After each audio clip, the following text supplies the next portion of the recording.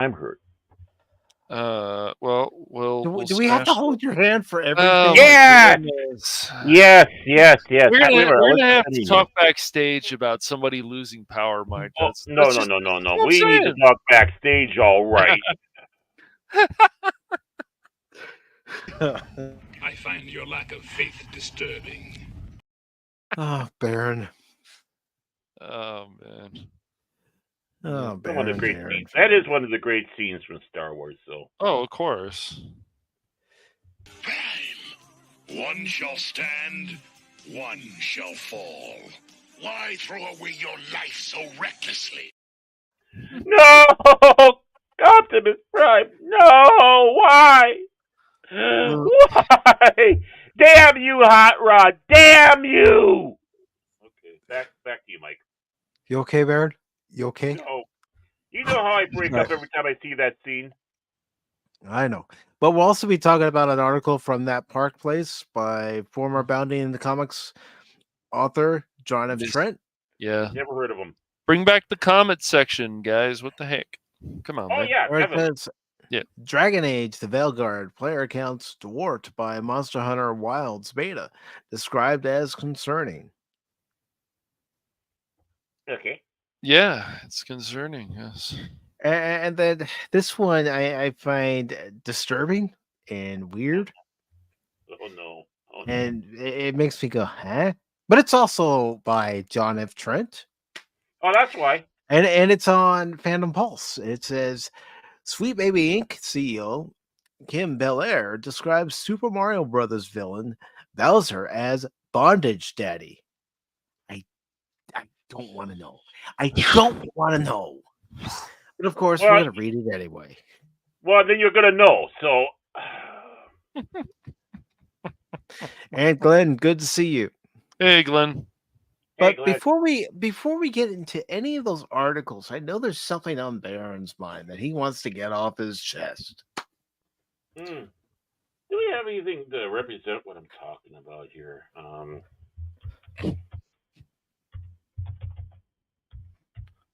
I don't know. I should have looked at. All right, here. I'm Ah, looking. Oh shit. Forgot something. Hey. here. No kidding. I've got it. I've got it. You got it. Good. You're a lot better at this than me. I'm jealous. I Oh tell you, boy. man. It's I just, am. No, That's I'm that's why. I'm still learning. All right, Baron. Hey, there we That's go. that's the Okay. only thing I'm going to show. I'm not reading this. No, I said I don't want to read about this. I just wanted to hit that uh, briefly, but I guess I want to sit back and say how the mighty has mighty freaking fallen or fell. Gary Cassell, a good friend of ours, put the trailer on this on the old Twitter or Twatter or okay. X Okay. or Twix Mhm. or whatever you want to call it, right? Yeah. Making so it's like okay, what the hell? Okay, okay, Gary, I will suffer for you, my friend, who will be seen on Tuesday, by the way. So be here Tuesday for that. See, notice That that is shameless true. plug for you, Mike. Yeah, there we go. But Woo! so I'm going to refer to him as Gary, like his sister does, his Jewish sister. And that's not a joke. That's the truth. Watch this sucker. And first of all, when is it appropriate to play Major Tom for a Star Wars trailer, for a Star Wars project? Now, don't get me wrong. I love Major Tom in both the languages. German and English. I Mm-hmm. mean, when they throw the German one on there, it doesn't even phase me. It's like, oh, Major Tom. Yeah, yeah. Which that will probably be a segue into what Mike wants to talk about. Talking about Germans. But listening to that is like, yeah, it's a nice take that you have of Major Tom, but why Star Wars? I realize you played the Force theme into the ground, but it's still the It doesn't recognizable. matter. Like find somebody else who can do composing for classical music or Star Wars type music that makes sense, and then there shouldn't be a problem. But they don't care about these things anymore, No. unfortunately. Well, the thing is Major Tom probably will not be used for the show. It's just being No, used for the trailer because right, these people that do these trailers now are so don't have any originality or smarts on them anymore. They have to just I don't know, let's just take this. They did it for the Dune, where they started grabbing popular music or classic music, rock type right, music right. for the background music, or this and others. It's like, what does that freaking have to do with what you're doing here? I'm tired of that. Yeah. You could definitely have done a better job, even if you're grabbing something out of stock. Oh, this sounds like my project. Okay, but you did Major Tom. At least I got to hear a little bit of Major Tom. That made me a little happy because hearing that. But watching this, Yeah. it reminds. To be honest, this looks like a Star Trek project that didn't get the green light because even Kurtzman said, "God, that sucks." Did a little rewrite and sent it over to Disney to turn into this project. And now we found out that Jordy has a little illegitimate child running around in that universe, as we can see there. Uh, Data shat one out there, but has no skin. Uh, you know, this doesn't look Star Wars, at least by the trailer. This looks like a Star Trek project, and that's what I've been saying all along. I've been saying all along about this. They have now homogenized or uh, I don't know if that's a proper word, but they blanded everything down so much Right. that they can now mesh them together because you don't really know which project is which. Yeah, that's weird. Right. Now, I forgive my mother. My mother is a dear woman. I love her. She's a wonderful woman. She had to put up with me and until now. I mean, for 56 years, she's had to put up with me. So she's a freaking saint. But I let her pass when she gets confused. When she calls Star Wars Star Trek and calls Star Trek Star Wars. Because it's not her thing. She's confused. She's about as and this is not an insult, normie as you can be. But she loves her romance novels. And what's the only thing I really know about romance novels? Well, sometimes Fabio's on the cover. There we go. Boom. And they can be absolutely dirty sometimes. This looks like an absolute failure. Just like Prodigy is looking at its second axing with Netflix. Yeah, I saw Because, that the other day where Netflix is looking at canceling the show. right. Screen Rant is trying to give us some justice. Well, it's not the only show that got canceled after 2 seasons. Well, first of all, wrong. It was canceled after its first season, and now it's being canceled after a second season. So that's a double whammy on that. And don't try to use that excuse with the original animated series, because the animated series lasted 2 years. That's pretty good for a TV show that back in that day that they made for children. Mm-hmm. And if we have different circumstances with the animation, the cost, everything down their line, much more so than what they have today. Plus, you have more people that are really wanting to piss money away more today. And this is a piss away money thing. This probably could everything about it. Nothing about that trailer got me interested or excited about this. I just saw, hey, look, Star Trek battles. Is that what it is? Okay, what is this? Okay, there's a blue thing over there, but oh, look, there's Data, but he's nude, and oh, Jordy had a wild time somewhere. Look at his illegitimate child. What? What really? Really, honestly, what really, honestly? Now, granted, I know someone's going to say, hypocrite, Baron. Baron Orman Tag in the comics had to have those special glasses to see himself. Yeah, that was done before Geordi. In fact, I always thought it was a bit of a ripoff. That way. But still, at this time, two universes are now meshing into one. Like I said, it was bound to happen because these people do not know what the true boundaries are. This is a perfect example. Baron Norman Tag signing off. Back to you, Mr. Mike. All right. So let's go ahead and get to a good article from Geek Tyrant, even though we didn't read the previous one about Skeleton Crew. So let's get into this one. Yeah. I just want to do commentary. Now, you know what that was? Just before we started off, you know what that was? That was my segment of. You know what really grinds my gears? There we go. I'm like Andy Rooney that way. You know, folks, Mhm. why do they have to plagiarize Star Trek and Star Wars? Why can't they make their own thing? They seem to be out of ideas. Well, they just I could go on and on with the Andy Rooney Mm-hmm. impression. He But was a fucking asshole. He got kicked off the local show here because he started besmirching stuff in America, and the host on the radio would not, you know, Tom Bernard would not have anything with it, so he literally kicked Andy Rooney off the show. Okay, we're done here. Bye. Yeah. oh yeah, you know, he's the host of his show. Mm-hmm. If Yeah. he feels that Andy Rooney is not fit because of what they say, bye bye. Yep. Yeah. Exactly. That's censorship. Andy Rooney has his own platform. yeah, Mhm. he did. Back to you, Mike. All right, so we have this article from Geek Tyrant, and it's by Joy Parr, and it says new Godzilla movie announced with Godzilla -1 director Takashi Yamazaki returning. Yamazaki! That's what he's yelling. Yamazaki! The official Godzilla social media accounts have announced that a brand new Godzilla movie has been officially greenlit for production.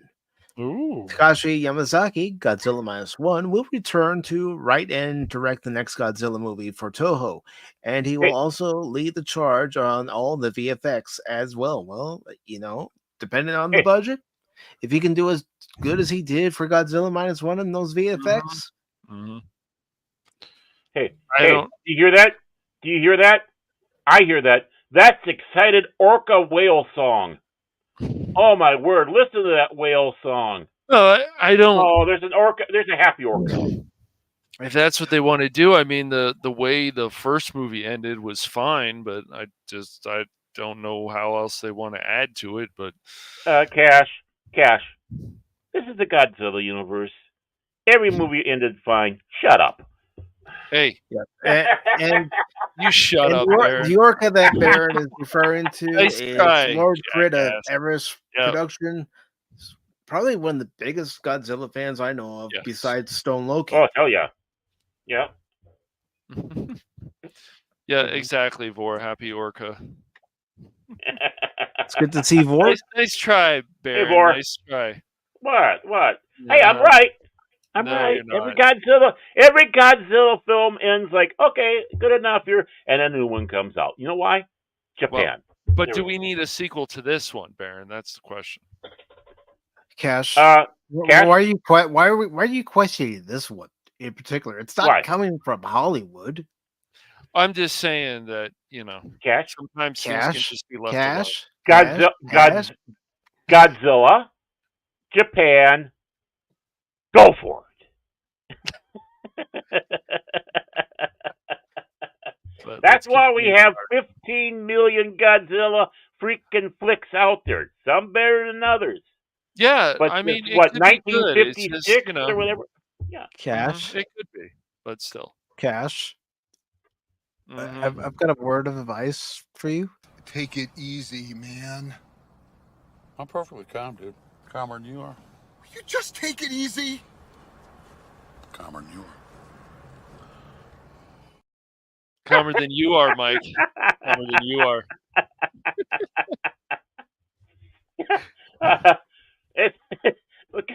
Cash is Godzilla. Yeah, I mean, you are the cranky and the cranky old man. You really are. I can't. Not as cranky as you, man. What do you mean? I'm the one that was laughing. I'm laughing too, dude. It's just, yeah. I'm just saying that I like the way the first one ended. So I'm just like, we'll see what happens. Yeah. So you can just leave it at that one if you want. How many of you believe that having a hobby is a healthy and perfect way to express your individuality? Show of hands? Now. Well, you're wrong. And Cash, I'm going to add this to your point. Yeah, well, that's just like your opinion, man. I'm That's the dumbest thing I've ever heard. perfectly calm. Perfectly calm. Sure you are. Sure you are. No, I am. But No. anyways, let's. You know what? continue. You know what he said. This is what I have to say about what he said.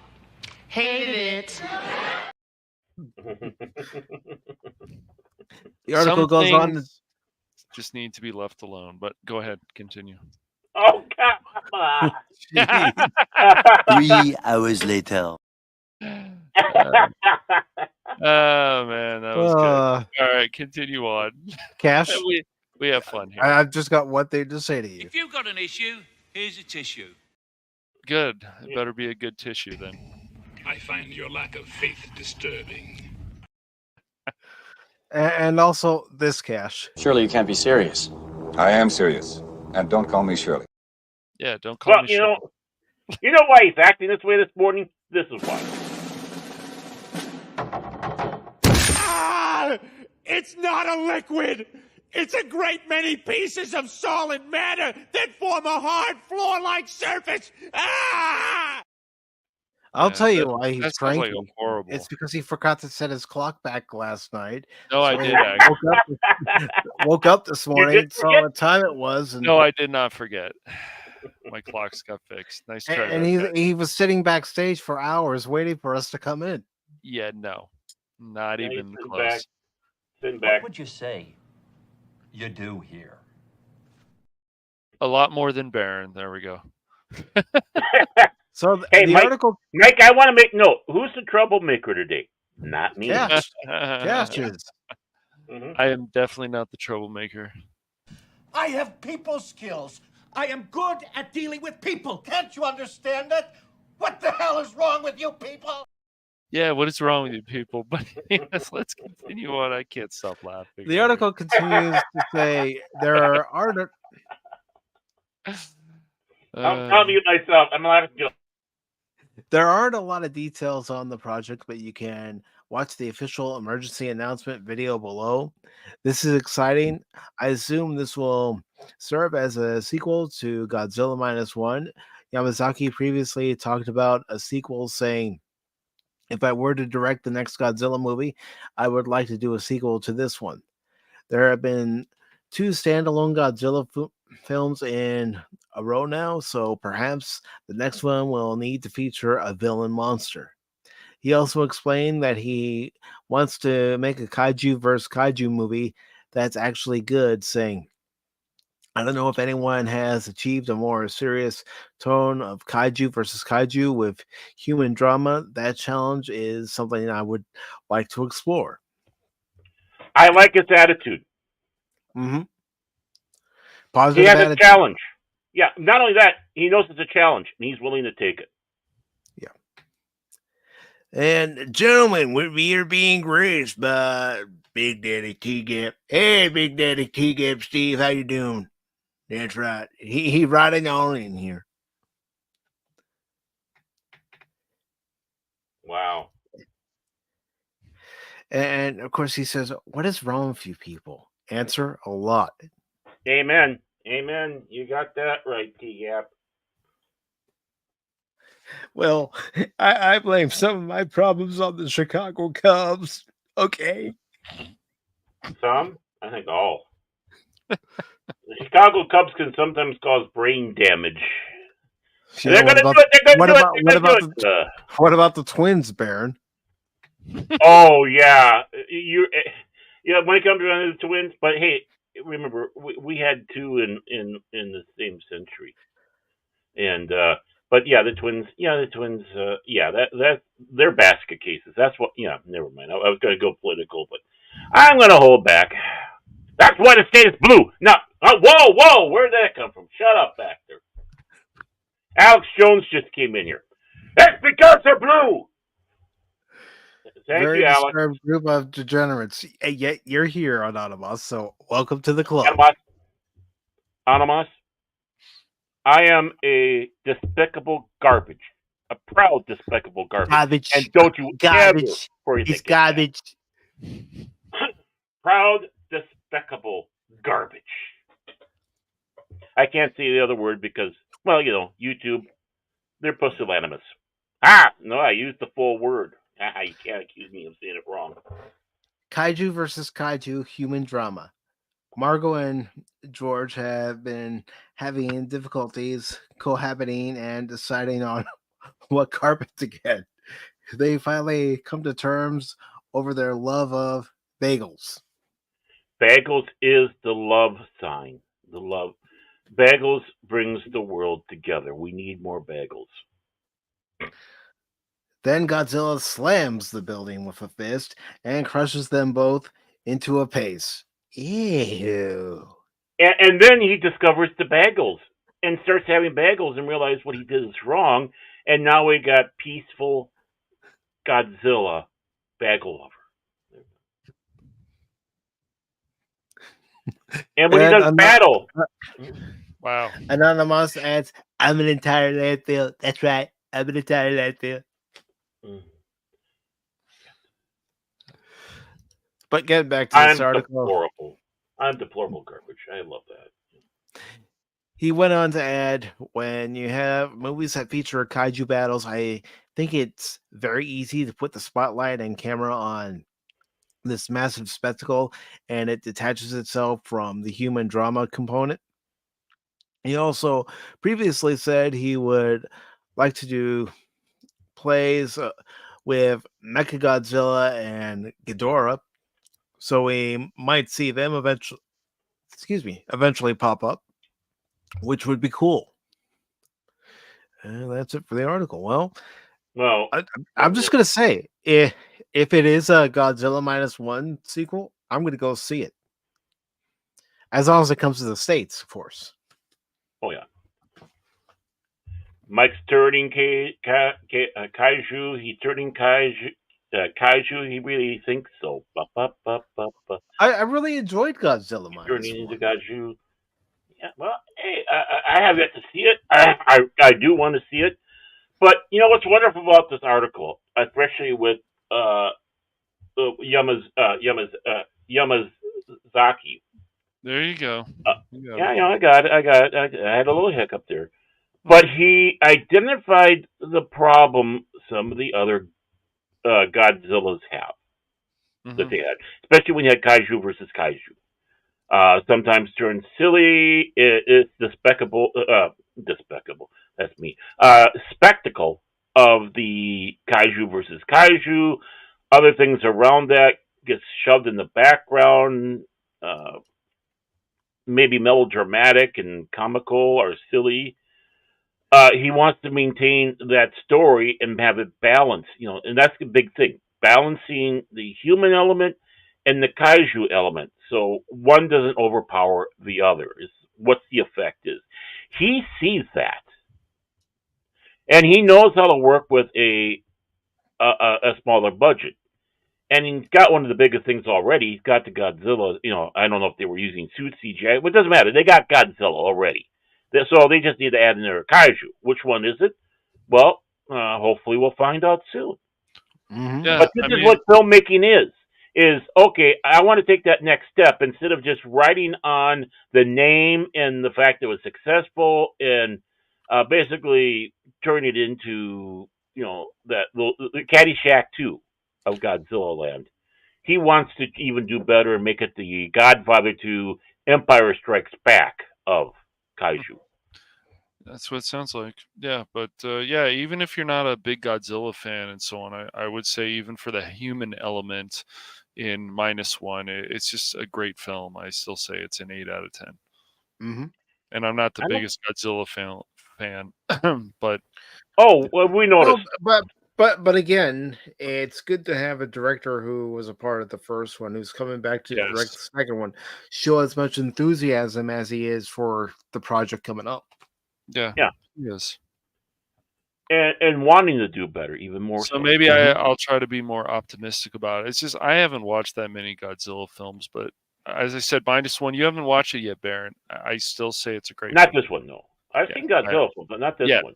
You know what we need? We do. We need to do a Clockwork Orange Ooh. with Cash. We need to tie him to the chair, have his eyes open. We can take turns dropping the things in his eyes so he doesn't get dry, and he goes for like 24 hours or so watching kaiju films, Godzilla, No, Mothra, that's all hard. those other ones. No. We're going to do that. We're going to do that, and Nope. you'll then appreciate the beauty of these films. So Oh, you know, Or what I could do is I could check and see if Godzilla -1 is available to rent, and we could have a watch party of it. ooh, that'd be yeah. good. Or we just call Crit and have Crit come out and visit him and say, "Okay, you're gonna sit down. You're gonna watch this. No. We're gonna watch this Nope. all here." That sounded more like Trump. Wow, I think I'm No. getting a little better. Gonna sit down, watch a little Godzilla, greatest monster ever. Greatest Greatest monster ever. guy. He's the greatest kaiju who ever lived. Yep. Doesn't like China. We don't like China. He doesn't like China. China. But boy. no. Hey, Mike just got banned in China for some reason. Wow, that came That's too fast. crazy. Yeah. I know. Wow, it's like It's your almost fault, like you're Baron. spying on us. Look at what you've done. But I don't put jam on my bagels. It's either I like them with butter, I like them with peanut butter, and I like them with cream cheese, particularly the onion garlic. Oh. Okay. And now Enough. Terrence going all Homer Simpson on us. He is, man. Oh. He's like forbidden donut, forbidden bagel. Hey, they're both round. They have a hole in them. Yeah. Oh. My wife puts fruity stuff on there, and I don't like that. No, fruity stuff like raspberry. Not raspberry, but strawberries, schmear. I'm a big blueberry guy, but she gets the blueberry ones, which no, just keep them plain, or get the Asiago cheese ones, or what. I don't care. And boom, but she likes to have the more fruity type ones. So no, I was not using that as a disparaging thing. Thank you, Kat. Mike, he's a big troublemaker. You might want to rethink about changing powers around here. Back to you. Right. Who's been abusing their power today? Not maybe me. I should just revoke the powers in general and be the Megatron of the group. That's the only one with You know what? power. Animos is absolutely right. Do they have them in your area? They quit having them for a while. But I love those steak, egg, and cheese bagels. Me too. Me too. Oh. I've never had real bad service at my McDonald's. Not gonna Really? lie. Wow. Hey, by the way, I noticed there's a lot of rallies in the area. Do you go visit some rallies? Like a deadhead? like a deadhead for the Orange Man? The closest one to me is 3 hours away. And? I've got to get my brakes replaced on my vehicle. It just means you get there faster. Hey. And don't worry, folks. Appointment's already been scheduled. Yeah, he'll be rolling on through the brake shop. No. They're not to the point where they're in serious need of replacement, but I can tell when I'm driving that the pads are wearing down until a point where it won't be too long before I have to get them replaced. So I went, I'm not waiting. I'm scheduling the appointment and I'm getting them replaced. They're not squeaking yet, are they? No. Oh, go! Thank God. Then they start saying, "I need to get these done too because you're digging into them." But see, if you would have gone to that, if there's one thing my late dad told me is one thing I'll learn as I get to driving, I'll be able to tell when the brakes need to be replaced. Mm-hmm. Just by the way they feel when I apply the brakes. Yeah, that's the big thing. It's like, I hit the brakes. I said I hit the brakes, car. I said, but the thing is, if you would have gone to that rally, you could have gone there, so you could have been served by Donald Trump your McDonald's steak, egg, and cheese bagel, going through that drive-thru and getting that from the Orange Man himself, the Donald. You missed out. This is a bagel, but it's not just any bagel. It's what I made for you. So enjoy it. You can enjoy it. And a fry. Just one fry. Oh, come on. He works the fry machine, the fry Yeah. station, I should say. But he was only giving like one fry out to the press.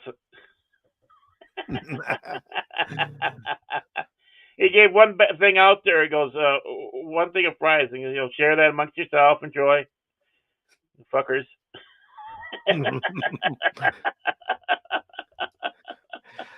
But moving on, we have this article from Cosmic News, which is by Matt McGloin, and it says Wolverine video game going in new creative direction dumps Miles Morales directors. Of course, this wasn't published 18 seconds ago. I actually found it on Friday. And yeah. Well, maybe that was 18 seconds ago. You know how time is kind of funny.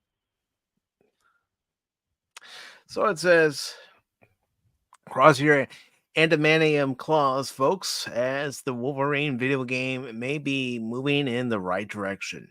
A new report states the Wolverine video game in development at Insomniac Games is going in a new creative direction, which has seen its creative director and game director replaced, who were behind the Miles Morales game.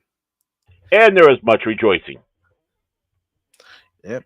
Fans haven't been happy with the Wolverine video game following leaks revealing questionable art for the characters, particularly with fan favorite X-Men character Jean Grey.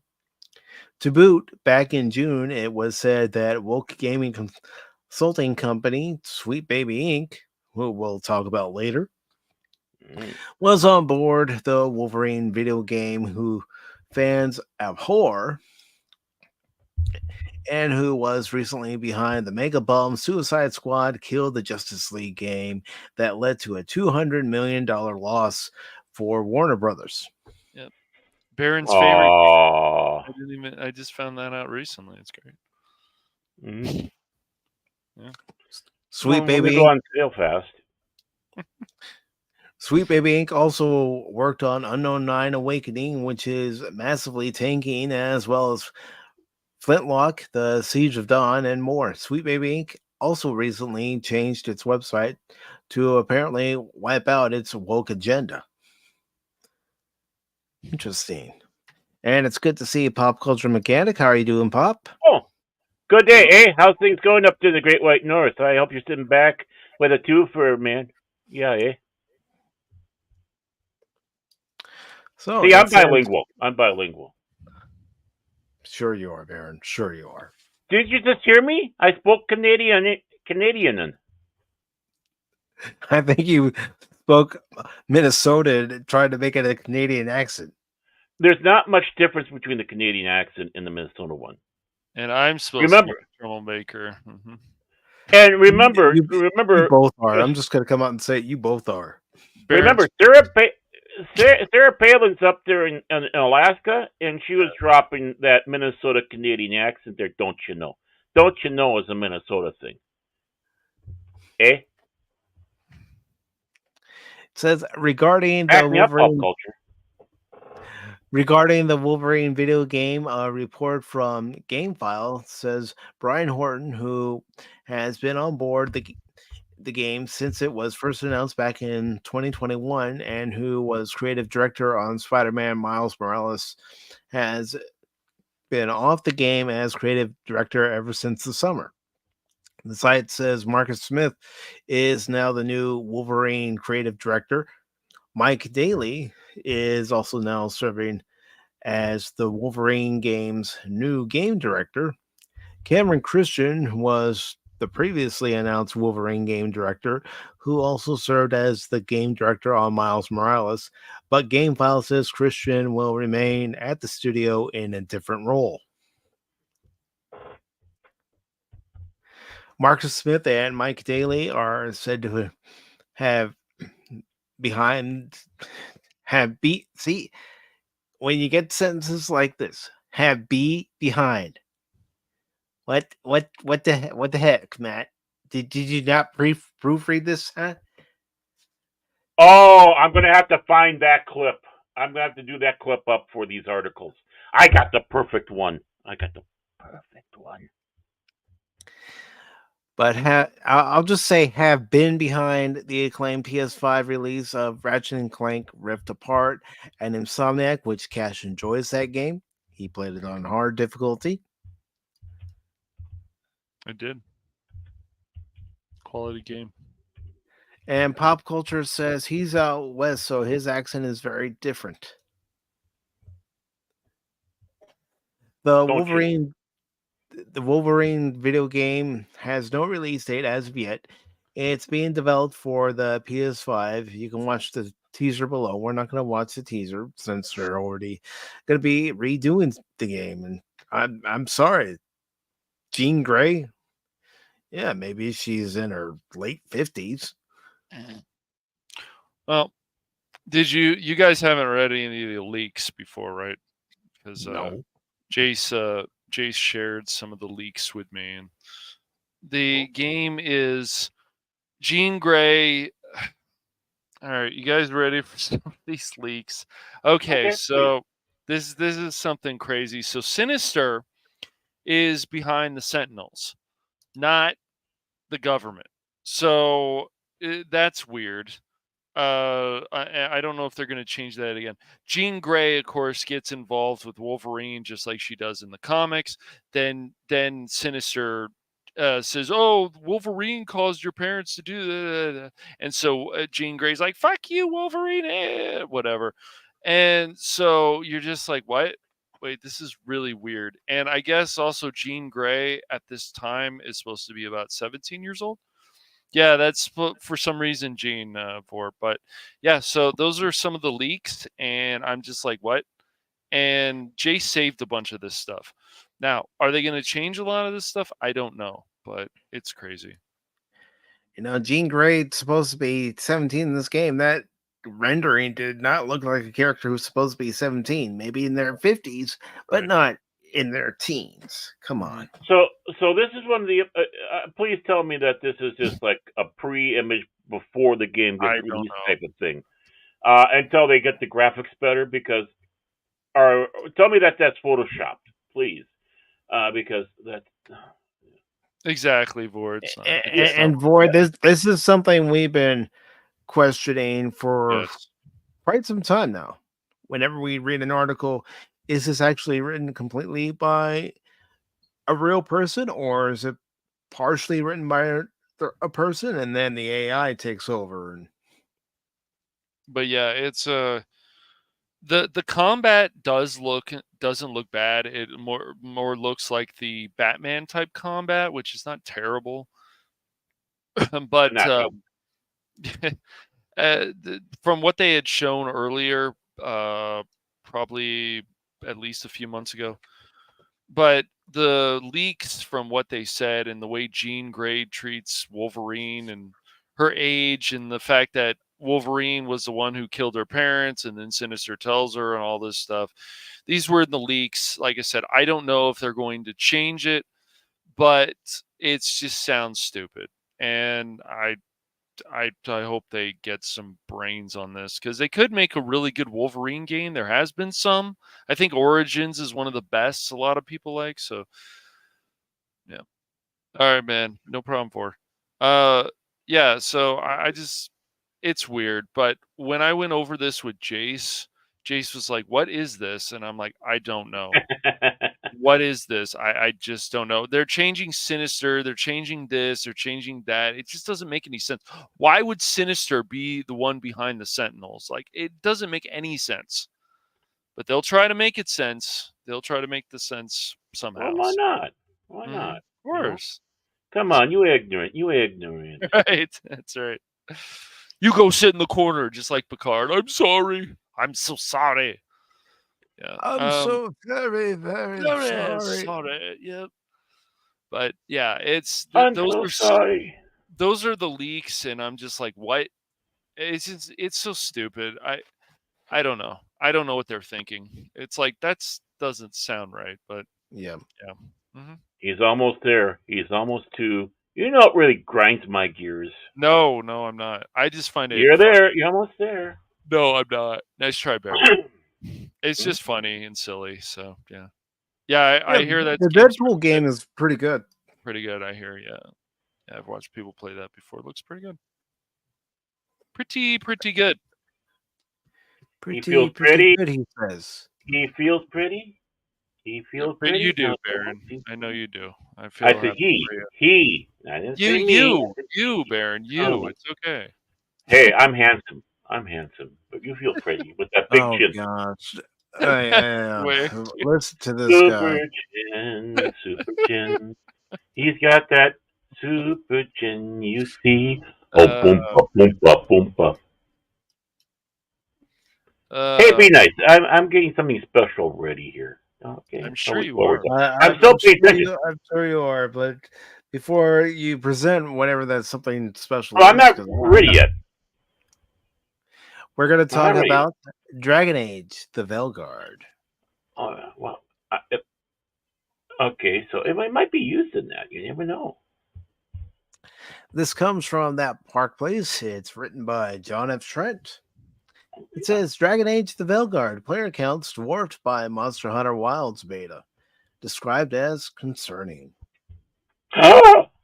There was around 17,000 current players or something, and it says on Steam that it's one of the top sellers. But let's see what the actual sales are going to be in a few weeks, maybe longer. Yeah. EA and BioWare's Dragon Age the Velguard had a lukewarm release that was completely and utterly trounced by the Monster Hunter's Wilds beta. On its release date, Dragon Age the Velguard's player count peaked at 70,414, a far cry from the breakout potential EA CEO Andrew Wilson claimed the game had during EA's Q2 2025 earnings conference call. Wilson said, I certainly think Velguard has breakout potential. Again, 10 years ago, Dragon Age Inquisition won Game of the Year and was a very strong performer for us in the conduct of our business.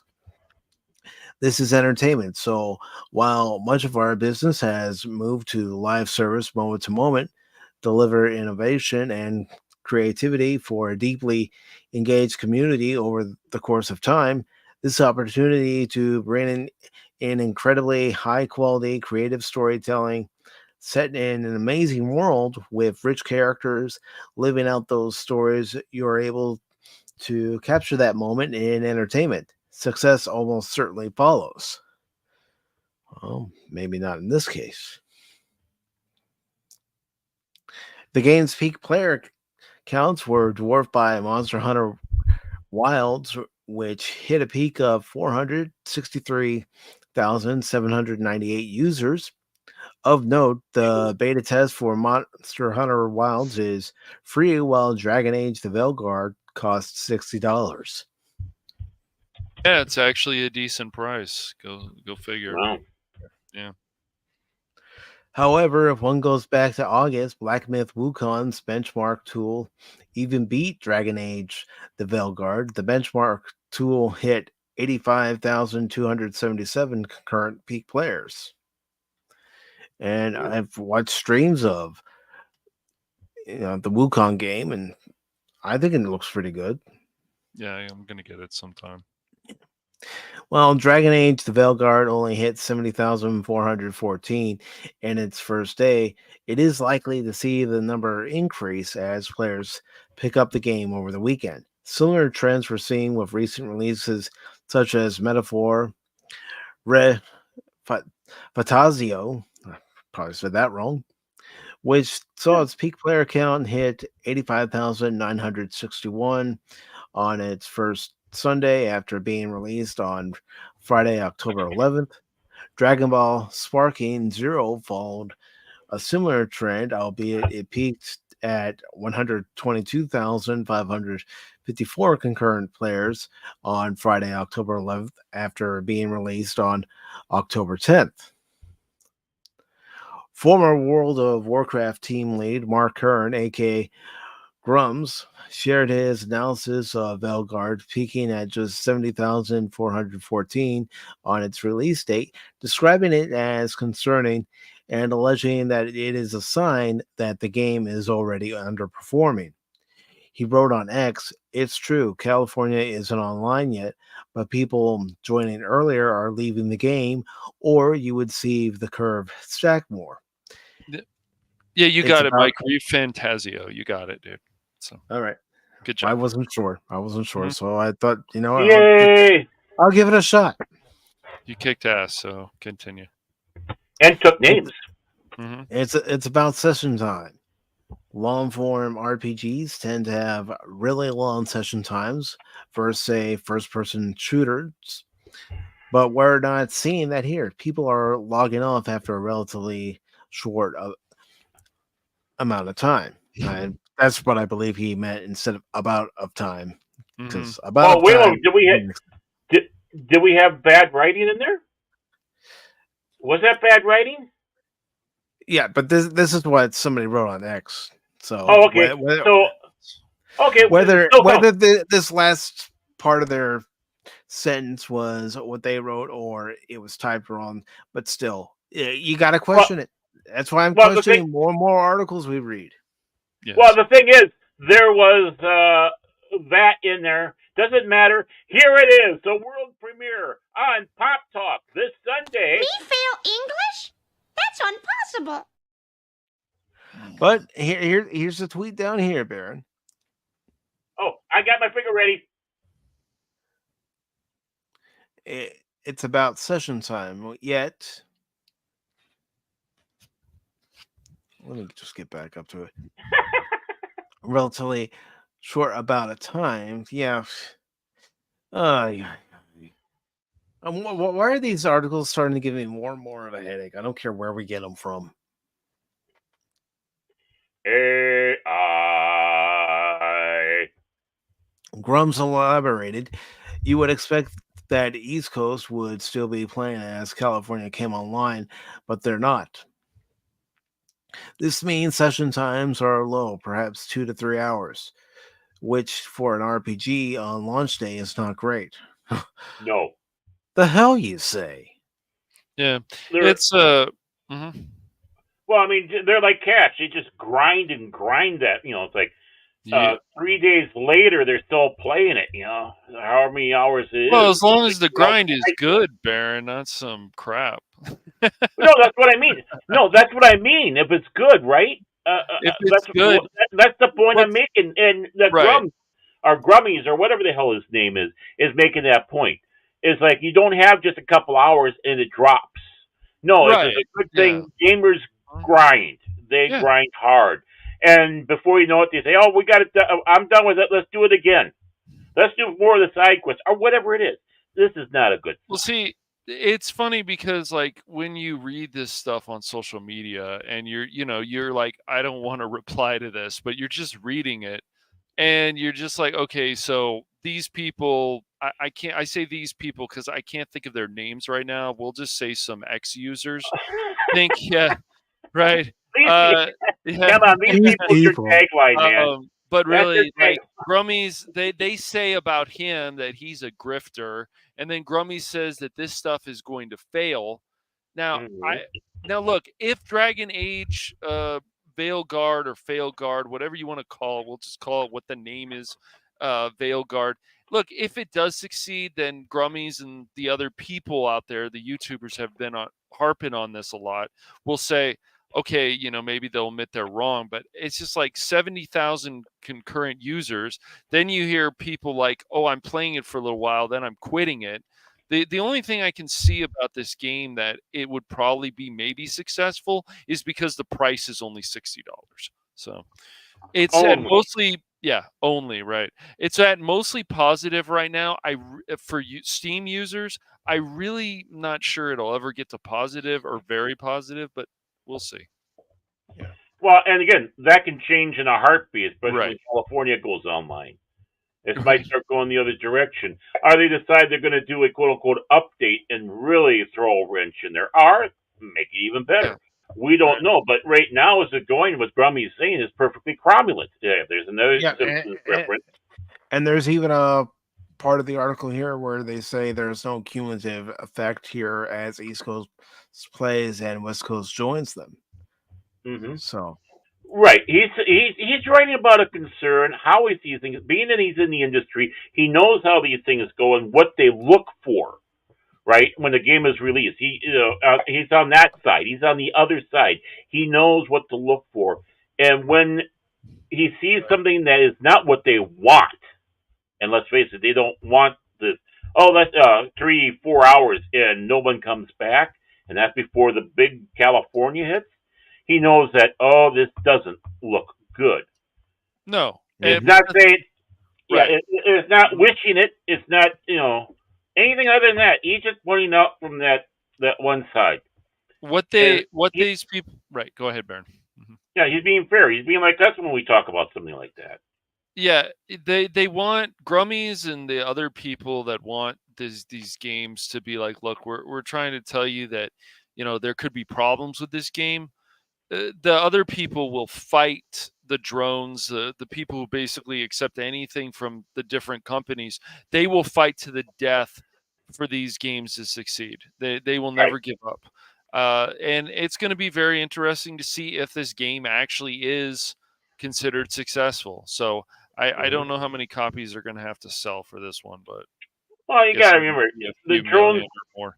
Yes, the drones think they're so freaking important because right. back in the '60s there was a letter writing campaign that saved Star Trek and made it go into a third season, which weren't a bunch of people that were drones. They forget that. But remember, when you're feeling down and that you feel that you're a moron, and maybe you wasted your money on a game or something that you maybe shouldn't have, but you did it anyways. Just remember, don't feel bad. Some morons out there had a big ad in New York Square saying "Renew or Revive Acolyte." Mm-hmm. That'll make you feel better. That's dronery. That's dronery. I mean, we're smarter than that. We complain about the price of video games. We don't waste our money on fake billboards. No, yeah, but real quick, I do want to say hello to Lorenzo Sleestack, who says I tried playing Dragon Age Inquisition, but gave up. It's all right. That game was actually successful, but yeah. Sleestacks are here? Oh no, I'm scared. They scared the hell out of me. I tell you what, in minor law, those guys, those are my behind the couch monsters or creatures or whatever. But players that have actually played this game said this game treats you like you're a toddler. It talks down to you, which the thing is, I would have to actually play it. I'm not saying they're wrong, but I would actually have to play it if I really wanted to actually determine that. But everything that we have actually seen with our own two eyes, this is a less version of a fantasy game. We're not getting more like we have in the Dragon Age games before. We're getting less. So you're saying, you're saying, Cash, that what they're doing is they're like Dr. Joe talking to the players like they're Joe Biden. Yeah, I mean, honestly, I'm not even talking politically here. That was disgusting to see. Her talking to the President Biden that way, and now this is basically how they're doing it in the game. I don't want to see it done to our president, even if it is the wife, and I don't want to have these game developers doing it to us with their games. So, and Steve, that wouldn't surprise me if they do declare a success. No. They have before. Hollywood does it. The game industry has done it before, like you just said, Baron. Oh yeah. And right. Teacup also says it's even worse, Baron. They did a GoFundMe to raise money to pay for a billboard to flash their advertisement once every 8 minutes or something. Yeah. Yeah, and my apologies. Yeah, that was the point I was trying to make, but I know I didn't successfully convey that. So, thanks for doing that, Claire. Well, I mean, T-Gap is clarifying for me. I'm giving him praise here for once. I'm not going after him. See, I'm trying to be a better person here. I'm trying to spread joy. I'm I'm good trying to enough. spread I'm joy. smart enough. Joy. Come on. So John F. Trent's article goes on to say it may mean players tried it, got tired of it early, not good, but I think we're starting to see the Dragon Age bait and switch effect. As the gamer's look and feel is very different from its predecessor, as well as the effect of all the preachy DEI that is self evident in the game, he posted. I'm sorry, just listening to that, it's like, yep, you're hitting every point right. It's very Grammys yeah. Go ahead. Grammys concluded by saying when you have AA games, which with much smaller publishers doing 300K or so, money guys are going to ask what they are spending so much more for. If weekend numbers don't go higher, this also means that players who tried it today are not coming back to try it again over the weekend. This would be very unusual. Yeah, it's just, the thing is, like any of these games, it's like I'm not. No, none of us are gonna hate anybody for buying this stuff, but it's just when they buy it and they go, "Oh my gosh, I can't believe this happened." Then you look at them and said, "Are you surprised? Remember I'm what not. they've been talking about for a while?" Like it's just look. I know some people don't care about the whole spider thing, but come on, there's got to be. It's a fantasy game. How can there not be spiders? And if there isn't spiders, then fine. You can turn them off like you can in Hogwarts Legacy. But you should have an option to turn them back on for people who want the spiders. It's a fantasy game. Why can't we have spiders? The I want spiders. spiders. Because I'm scared of spiders, Cash, even in games. If I see a spider, then I'm going to put the game down and I'm going to write a nasty letter to the developers and publishers about it. Like I Actually, get it. I kind of believe Why Mike. wasn't this a spider safe game? You know, I kind of believe Mike. I don't think he's doing satire. I think he actually would do that. How dare you put spiders in here? But like, they're spiders. It's a fantasy game. But Right. I just the whole thing is like you can take the woke stuff. This is everything that when you can see with your own two eyes. You can tell that they're making everything less in a fantasy game, and there should be making things more, not less. Right. Yeah, so people that want to just complain about the woke stuff, the woke stuff, the woke stuff, the woke stuff, like Grummies, and there he does make his good points. Sometimes I think he goes overboard with things, but I think you can say that about a lot of people. I just there's more, yeah, right. There's more to the problems with this game than just the woke stuff. That's just some of the problems. So if people, at least the price is decent. I don't know if this game's going to be a success. It's very interesting. I read an article the other day about how BioWare is already trying to move on to the next Mass Effect game. So I don't think they're going to have DLC or anything like that for this game, but it's just funny. So it kind of says, did you guys not think that this was going to be that big of a hit? So let's move on to Mass Effect again. I don't It's have that funny. information available to me right now, T-Gap, but I'm sure it's easy to find. I bet Grummy's over on X has all that information. Yeah. That okay, Anonymous. I get what the oh man. How do you know how I play? Oh man. I do that doing Contraband Police. I do that during Candy Crush. Oh man. No. Wait, you love Contraband Police. Why would you be doing that? Oh, wait until the next episode. You'll see why. Uh-huh. Hey, look at that plug I snuck in. But remember, I'm one of the hosts. I can get away with shit like that. I am able to do that because I'm. I didn't do it. I did not do it. He did it himself. And you It's part of the gag, you know. oh man. I just yeah. This has been Me some too. show today. Yeah, you know, and you know what? There's a game actually I do want to stream. Maybe I'll do that live. But you know, continue contraband police like I have, but do this one like garbage. He gave me a game called Garbage. Ah, Yeah, that's a game. yeah, it That's is. right. It is. It, Venom and Tech. He's garbage. well, That was a free if you don't game. mind, Yeah, I got some free games from Fanatical. I know, so, I know, yeah. I know, I know. Because you sent me some of those codes too. I did. yeah, and I got Garbage. I'm trying to figure out what he's trying to say with. That game But is crazy. oh, you play it? Okay. Well, I've looked into Do you it. think it's a good? Do you think it's a good streamable game? It I could. haven't I'm played sure it it'd yet. be fine. Yeah. Okay. Yeah, because you know, it's just where we got going. Is it? I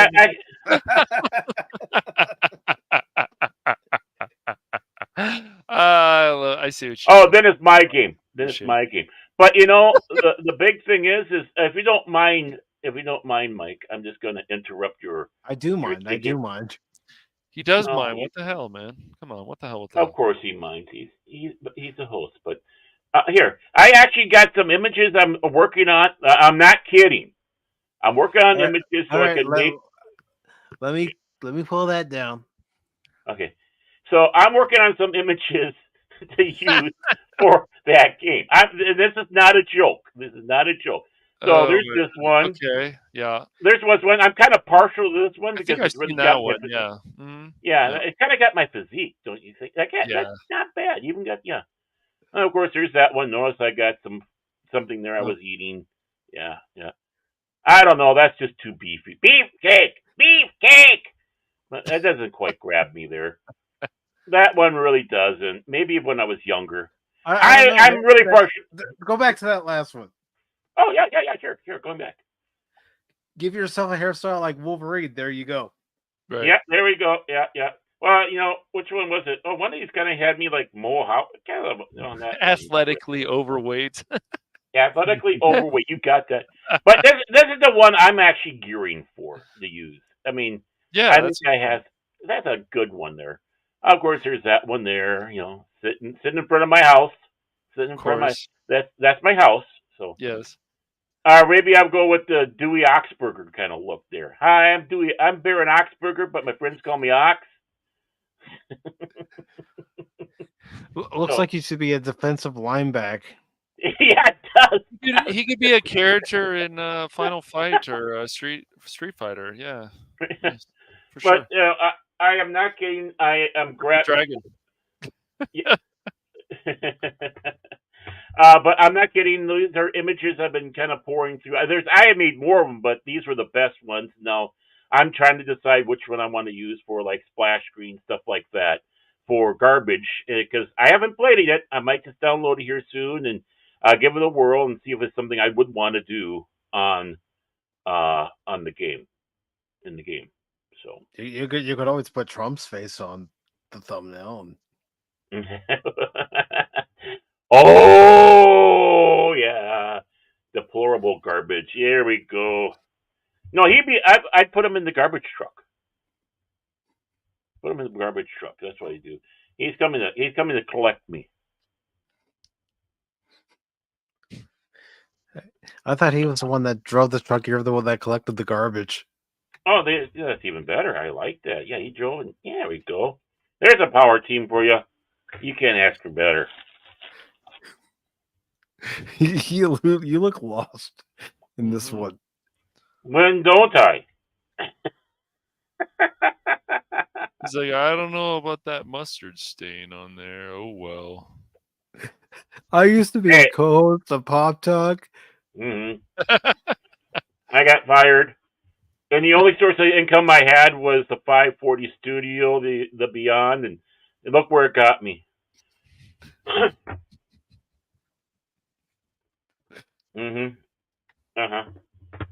I mean, I like that one. That's one of my top contenders, and that one's one of my top contenders because look at it. Beefcake.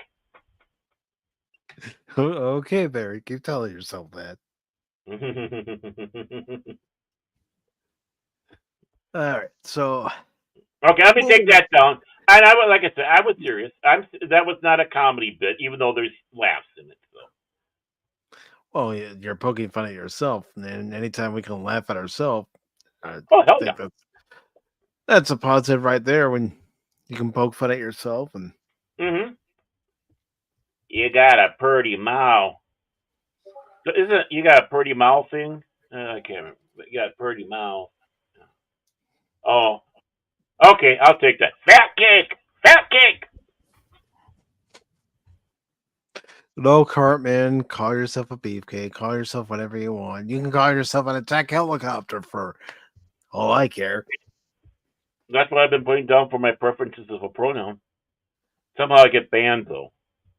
And it's good to see Red Snob over on Rumble, who says, I Oh, cannot even remember the last AAA game I actually paid for or even played. Well, the independent games out there, you can find some gems. yeah. Really? Yes. But we have this article here from Bounty in the Comics. It's by Spencer Bakuli, posted on October 30th. It says Indiana Jones and the Great Circles. It featured disclaimer clarifying that the developer Machine Games' decision to use Yahtzees, because I can't say the actual word when we're streaming on YouTube. Right. Even though it's a reference to the fascists from World War II.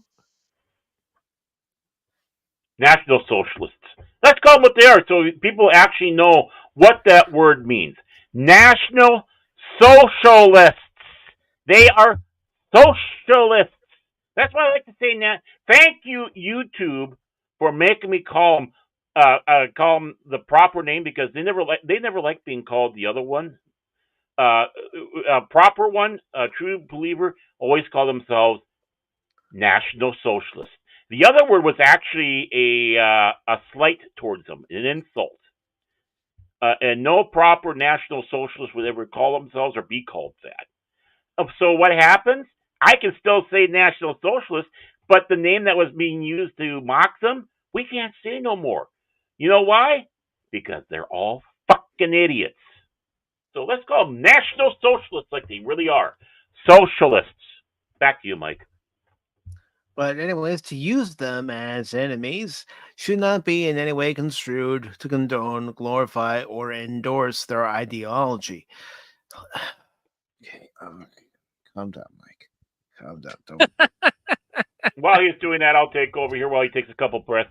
Well, yeah, I mean, these are bad guys. They're being treated like bad guys. Why do you get triggered by that? Isn't this your friggin' dream to go out?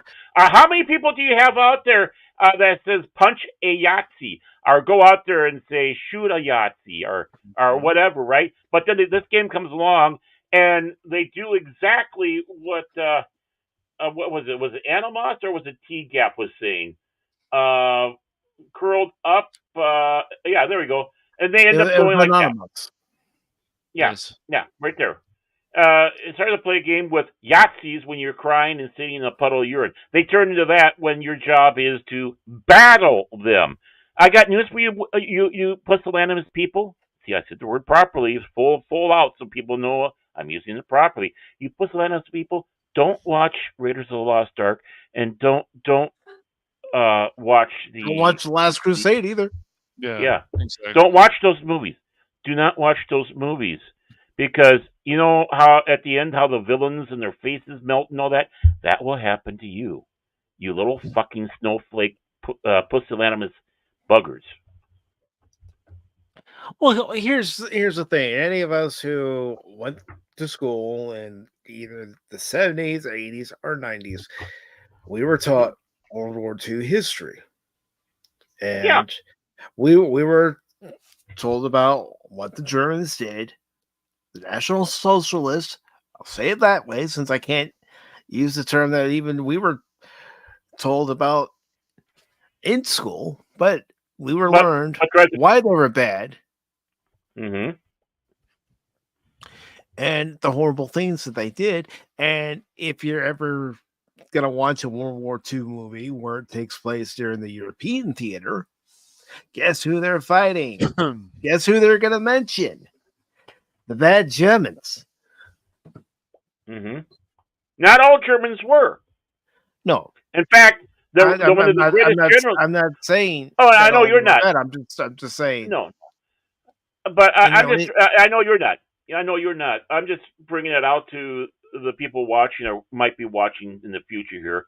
Not all Germans were. In fact, their greatest general, Erwin J. Rommel, was not. In fact, he made sure that the broken cross was the smallest symbol on all his equipment.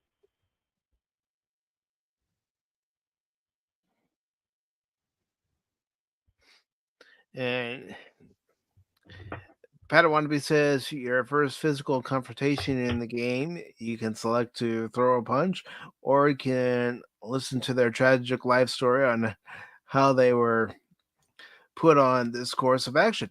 Heck, in the game Padawan, they've already said they try to discourage the player from using Indy's gun and use his whip instead, or use his fist. Mm-hmm. Yet anyone who's ever watched it, the first 3 Indiana Jones movies, what does Indy use? What does he bring along with him before he goes? His gun, his sidearm. Yep, he'll use and like it I when said, it's necessary. Mm-hmm. Yeah, and like I said, for one of the people might go, really? One of the things that was impactful for me in that movie, and then there were several. Don't get me wrong, but one of them was when he gets the okay to go after the Ark, and he tosses his revolver into the suitcase because he know that shit was going to happen. Yeah, he knew where he was headed. He knew what was going on over there. Mm-hmm. Right. So the article says, for most people, it's understood that when a creator chooses to depict something evil in a piece of fiction, especially when that something is also portrayed in universe as explicitly bad, said creator is not endorsing a given behavior or ideology, but rather using it for narrative purposes, often to contrast the moral differences between a protagonist and their opposition. However, the same apparently does not ring true for the video game industry's modern audience, as, like many games before it, Indiana Jones and the Great Circle will feature a very performative disclaimer assuring players that despite developer Machine Games' decision to pit the iconic archaeologist against the historical Yahtzee regime, the studio themselves does not endorse it in any way, shape, or form. This coming from the same company who had no problem using it when they were developing Wolfenstein games. Let's not forget that. Really? Yeah, really? I think They did that? And again, it's within historical context. I realize that's gone by the wayside nowadays, but if you're using historical reference, historical context, then there are certain things that have to be in there, good or bad. Yes. Well, I mean, and there's also the other thing that we have to sit back and say we had when we were growing up. It wasn't just the school. We were surrounded by World War II vets. Mm-hmm. Some would talk about their experience. Some would. Some would keep it quiet because, they went to war and we didn't have things to help them fully adjust to real life, which caused some issues. But not like we have now. But some of them would sit back and say, have those stories. And, some would be, how can you tell the difference between a war story and a fairy tale? Well, a fairy tale starts out once upon a time, and a war story starts out, and there I was. And you hear that from the vets; they laugh. I told that joke one time, and they couldn't stop laughing. That's true, because they know the ones that go out there and were like they know that there are people like Timmy Walls out there, and they start, well, and there I was. It's like, yeah, right, leading the battalion to a pasta shop. Compared to the ones that actually did it, and they didn't start out with, and there I was. They say it's like you want to hear what really happened, or they'll sit back and say, yeah, that was shitty time, or something equivalent to that. They didn't start out with that, and there I was. And you would get the story straight from them. Yeah. Yeah. I've met many World War II veterans who served in the European theater, some who served in both the European and Pacific theater. Yep. And some of them, like you were saying, Barrett, were very quiet about their experience, while others, they wanted someone like me and other young boys and girls to know what they went through. Right. So we don't have this. Mm-hmm. We don't have this again. Or you can be able to, and it's funny, especially when you start hearing the veterans on the other side, because like I said, just because they're German didn't mean they were part of the Party of National Socialism. No, there were many of them were average people that were fighting for their nation, right or wrong, their nation, and a lot of them were blinded with the propaganda. People wonder, oh my God, how can they be propagandized like that and continue to fight? Look at this fucking election. That's how. History is repeating itself, just with the political messages that are being put out by both parties. Right. But as funny a short the short Austrian guy with the funny mustache said, and others, you tell a lie often enough, it becomes the truth. Mm-hmm. And you keep on telling a lie, and you start off with the truth and a little bit of a lie, and before you know it, that little white lie starts growing, and it's not so light no more, and it's starting to get dirtier and bigger and dirtier and bigger, and finally you have mostly lies with some truth. Right? That's how it happens. Mm-hmm. And if you can't open up your eyes and start seeing it, and you know what, you can think that way for both sides, Republican or Democrat. You can fine, but the thing is that's why you need to go out there and not listen to fully the rhetoric of them. You have to go out and find other sources to get that information from. Back then it was hard, especially when you're living in a state where everything was controlled by the state, the media, the papers, everything. We're seeing it with this election. Right. So that's why I always say, go out there and search. But this guy, my dad knew, and funny enough, he worked for a Volkswagen dealership. I think he was one of the guys that sold us one of our Volkswagens. He was a German soldier, and he was there on D-Day, and he was there on the shores in Normandy. Mm-hmm. And they were given orders not to progress. He wasn't exactly on there, but not to progress and back up and all that. And they're saying, no, we need to get down there, because if they would have gotten down there, they would have beaten our ass. The Germans didn't put their full force on there. Thank God. Because this was a gamble. This was a gamble happening. And these guys got, and he's saying about how they got mad. They had their, of course, political officer. They said that he laid him down on the ground and drove a tank over his head, because that's how mad they were. And he sat back, if we would have been down there, we would have attacked, we would have taken out, we would have, he's going through about how he would have wiped out all the Americans, Canadians, and British that were coming on the shore. And then he stops. And he goes, oh my, I'm talking like this to an American. My dad goes, hey, no. You're venting. You were on the other side. That was my father's war. I had my own war to deal with. So please, go on. And what's important is now you're seeing how they looked at things on their side, which is just as important. It's not a bad thing. And it's not glorifying. It's not a bad thing to hear what both sides were going through from their perspectives, points of views. Right. But that's bad now.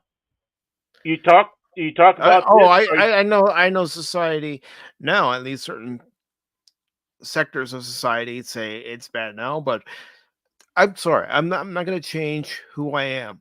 I want to know both sides of the story. Exactly. I mean, I know I told this story before, but I remember being down in Orlando, Florida, and I got in good with one of the captains of the police force when I was down there working for many reasons. And he was a black guy, right? He's just an average black guy working down there. I don't look at that, but I'm just bringing it because there is an importance to the story. And we were talking about, because at that time there was this big thing about, you know, what the blacks did in the war. And we're bringing out the point that, you know, them over glorifying on the European front is not quite correct. You know, yeah, you had black fighters over there, but they were mostly your truck drivers and such. And yeah, you had the Red Wings, Red Tails. Yeah, but again, but we said, you know, what they're ignoring and passing and not even talking about is the Pacific Theater, where the blacks went over there and they kicked ass and took names. They're, you know, they were the ones that were going into harsher situations, and they would have had more of a feel. They would have had more of a better time doing the European front than the Pacific front. Why? Because the Japanese, and we sat back and said this: the Japanese, when they came around to racists, made the Germans look like pikers. And we can see this today because a lot of the Asian countries, how they still treat black people. Finn, anyone in for Star Wars? And that was how many years ago? Not that many. They still do not like blacks. And we were talking, it was in like a bar section, and you know, basically we came in and he was talking to your classic looking Southern guy, but he's black too, with a baseball cap, the overalls, and all that. And he was just sitting there listening to everything. And this police captain, he was, I wish I would remember his name, but you know, so many years ago and all that, in Swiss Green Machine. And he's just sitting there, literally his mouth is open in shock, and he turns to this old black guy and he goes, "Is this true?" And the only words I ever heard from that gentleman were, "Yep." That's where we found out this guy was a Marine in the Pacific Theater. And here he's watching two crackers. I don't know if we can say that. I don't care. Fuck you, YouTube. Because it's me. It's my word. Okay, back to the story. Because here you got two white guys that love history so much. We want to make sure the proper people get the proper accolades and the proper damnations. And that's what's important.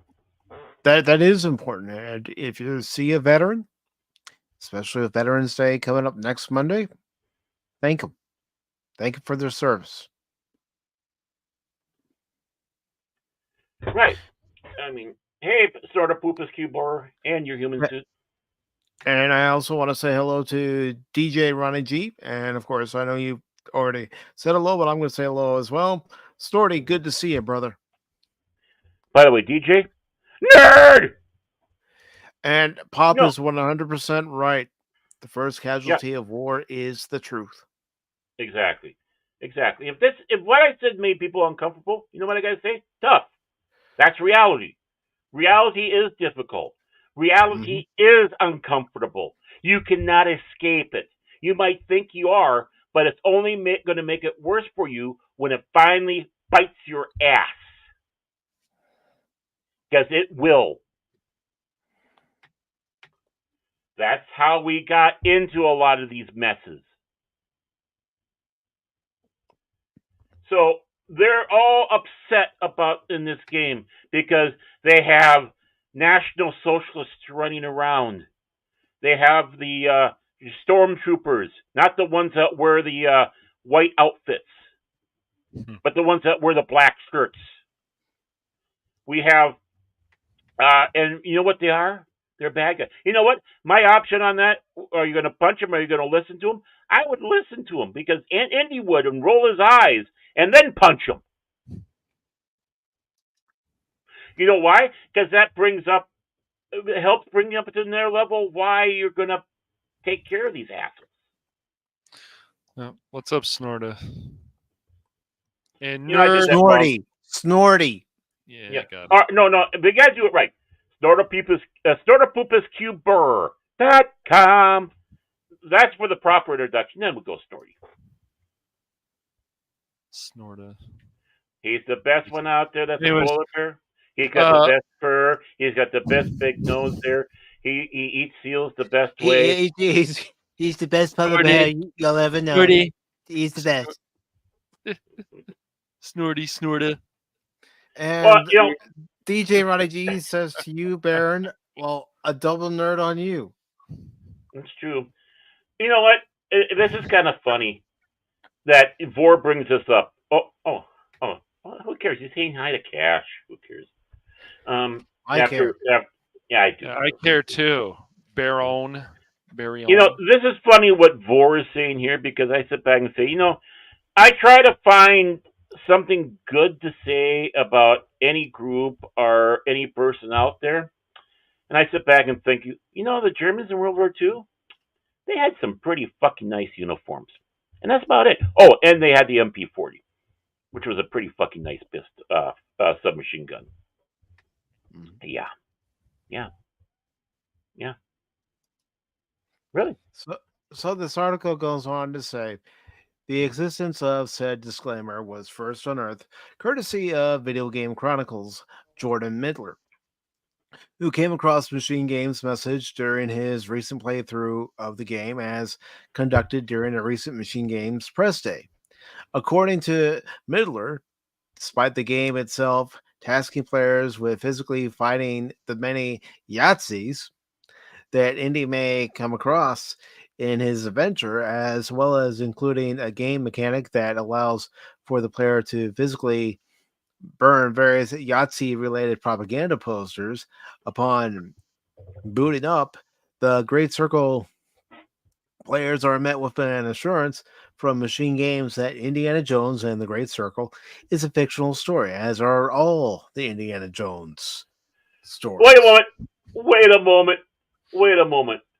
For that piece of stupidity, because that is fucking stupid. What the hell you say? I didn't know that. I thought Raiders of the Lost Ark was actually for real. I actually thought that they had the MP38 before it was made, running around in there. If you thought any of the Indiana Jones movies and stories that were told, whether it be on the big screen, small screen, or in video games, were true, then I just got to say this to you, Baron. That's it, man. Game over, man. It's game over. Actual ark locked in some museum somewhere. Come on, man. Well, that part I do believe is true.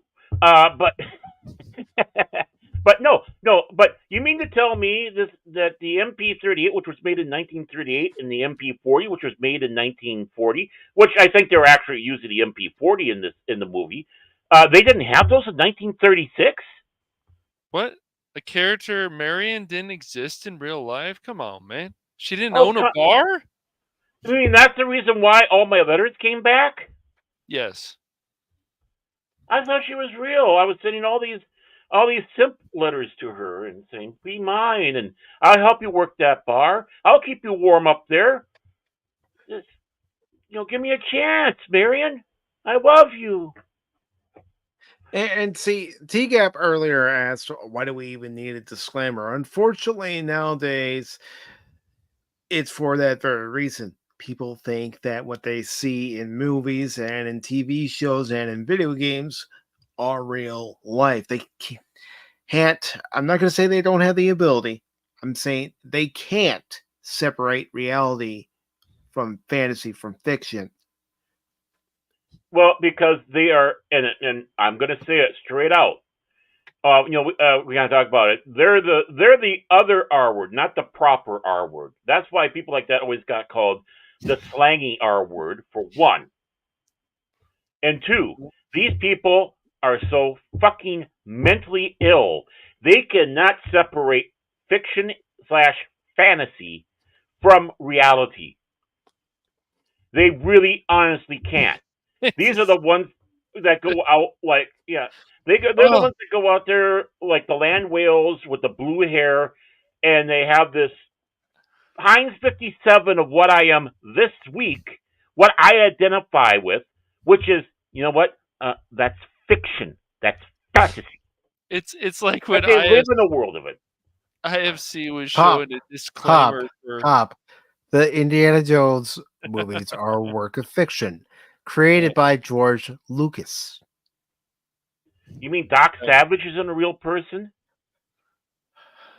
He may be based on aspects of a real person, but Doc Savage himself is not a real person. What, Belloc didn't exist? Come on, man. I like Belloc. He's a good villain, man. Great. You mean Lamont Cranston never existed? Damn.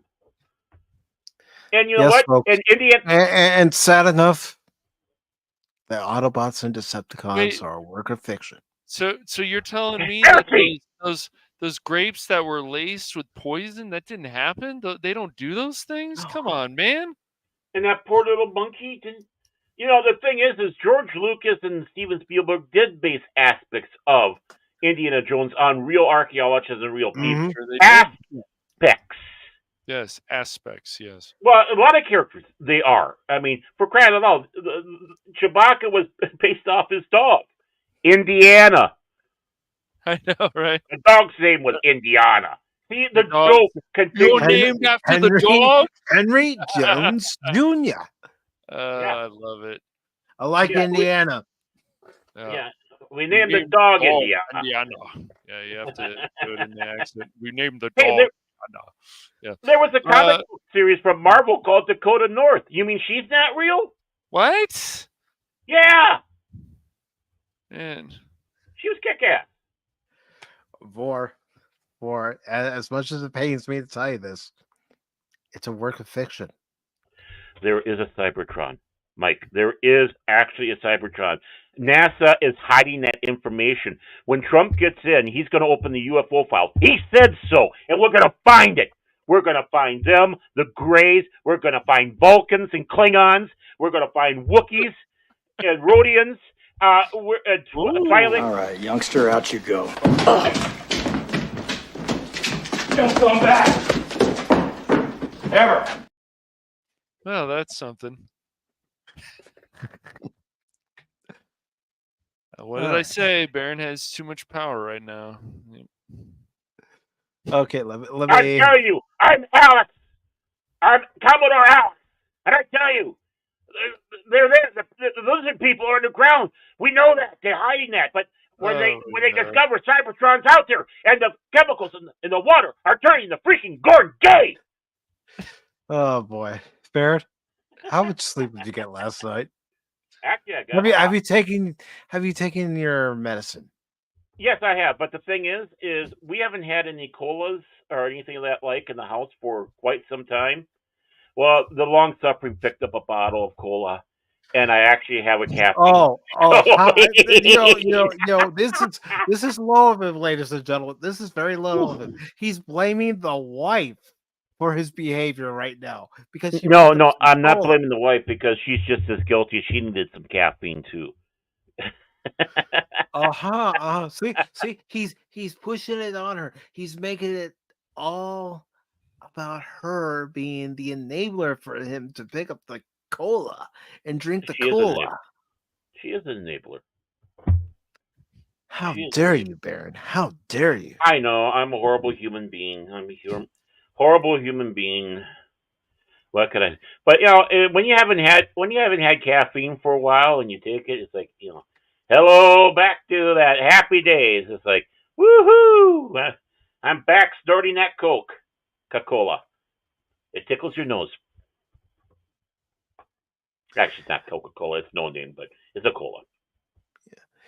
It goes on in this article to say further the statement presumably penned in order to head off the acquisitions of fascist support that would surely have been leveled towards them by the more reactionary and terminally line wing of the American left presents itself when booting up the Great Circle also explains to the more pearl clutching among the game's audience that its story and contents are not intended to and should not be construed in any way to condone, glorify, or endorse the beliefs, ideologies, events, actions, persons, or behavior of the fascist regime, nor any other regimes or to trivialize any war crimes, genocide, and other crimes against humanity.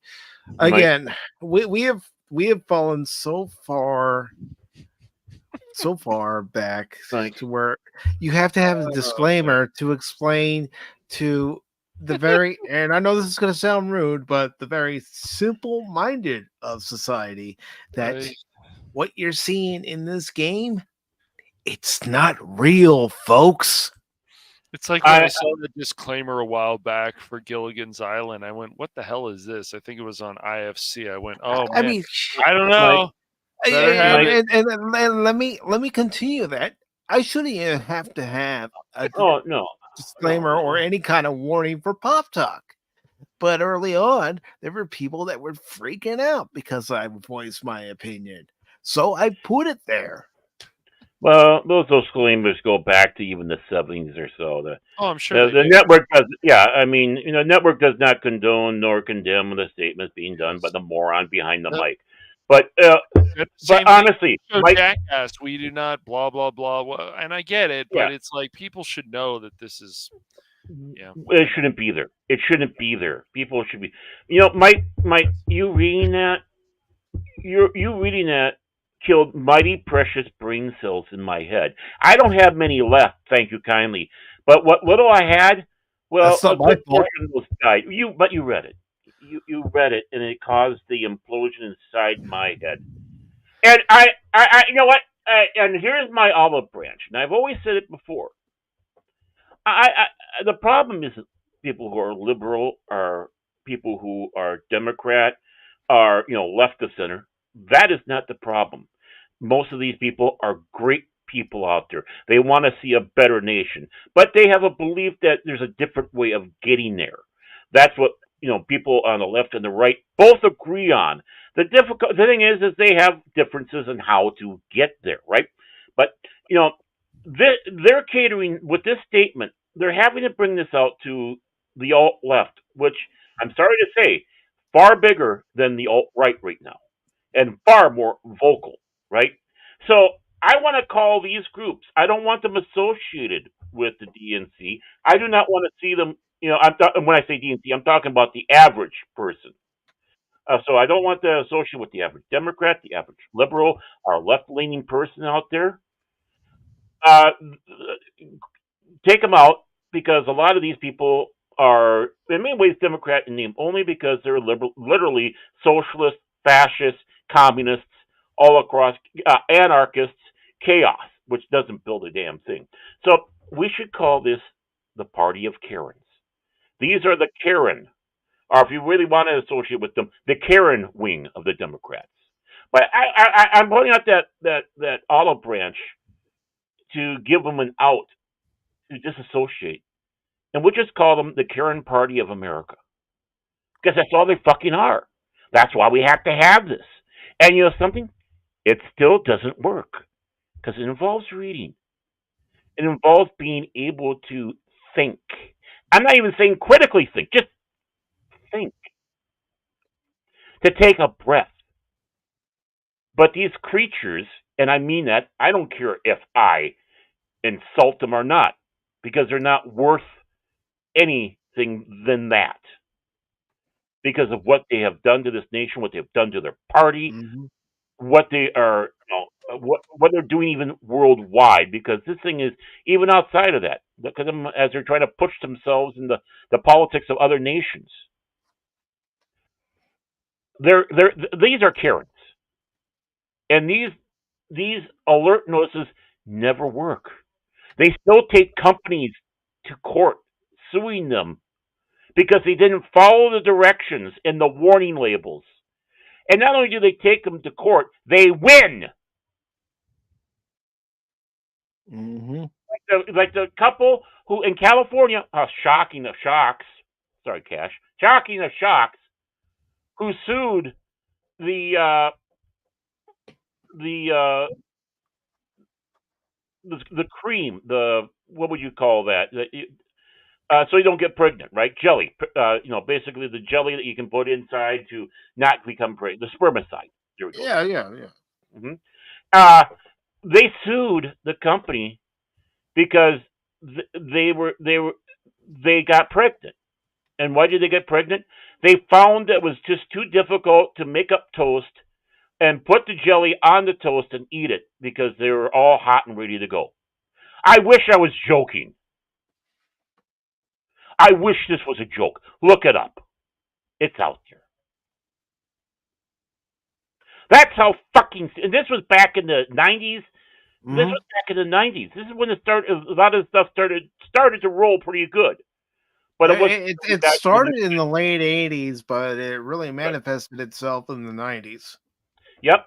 And then really when you hit the 2000s, there we go. But you couldn't put the lid back on because it was too late. Right. Yeah, it was too late because you allowed this shit. Any judge worth their salt would have looked at it and go, excuse me, are you the couple? Can you please come to the bench, please? Come up here. This is your case, right? You have here, I got it in paper. Rip, rip, rip, rip. Now get the fuck out of this courtroom before I find you in contempt and you'll be doing 30 fucking days. Get out. Well, I always refer to the woman who sued McDonald's when she got hot coffee. And she precariously put it between her legs and it spilled on her. Hey, at least she had one hot cooch. Couldn't deny that. Well, it's crazy because they told her this is hot. And she does this stuff anyways. It's like, really? Right. Well, whenever somebody hands something hot to you, usually what they say to you is, be careful, this is hot.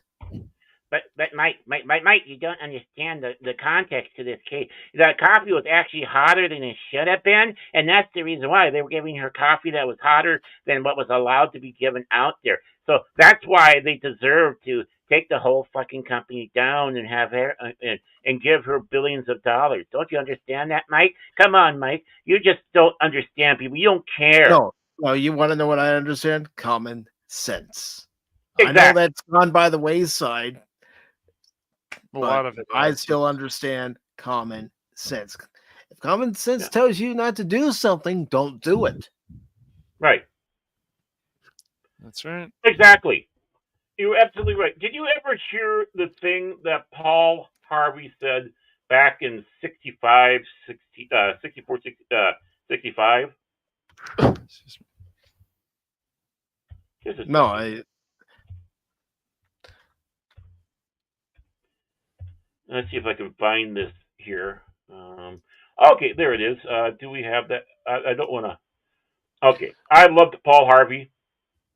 You can go ahead and share your screen, then I'll just share the story once. Oh yeah. Okay, I'll share this screen. I'll read it. I think it deserves to be reading. I'll try to do the best we can. So share the screen. Boom. Now this is from 1964, I believe, or 5. Where are you? There you are. Share. Boom. Okay. I tried to add it and then accidentally. Okay, so this actually this is from Illinois, 1963. But this was done by Paul Harvey. Aired it back in the 64, 65. If I were the devil, if I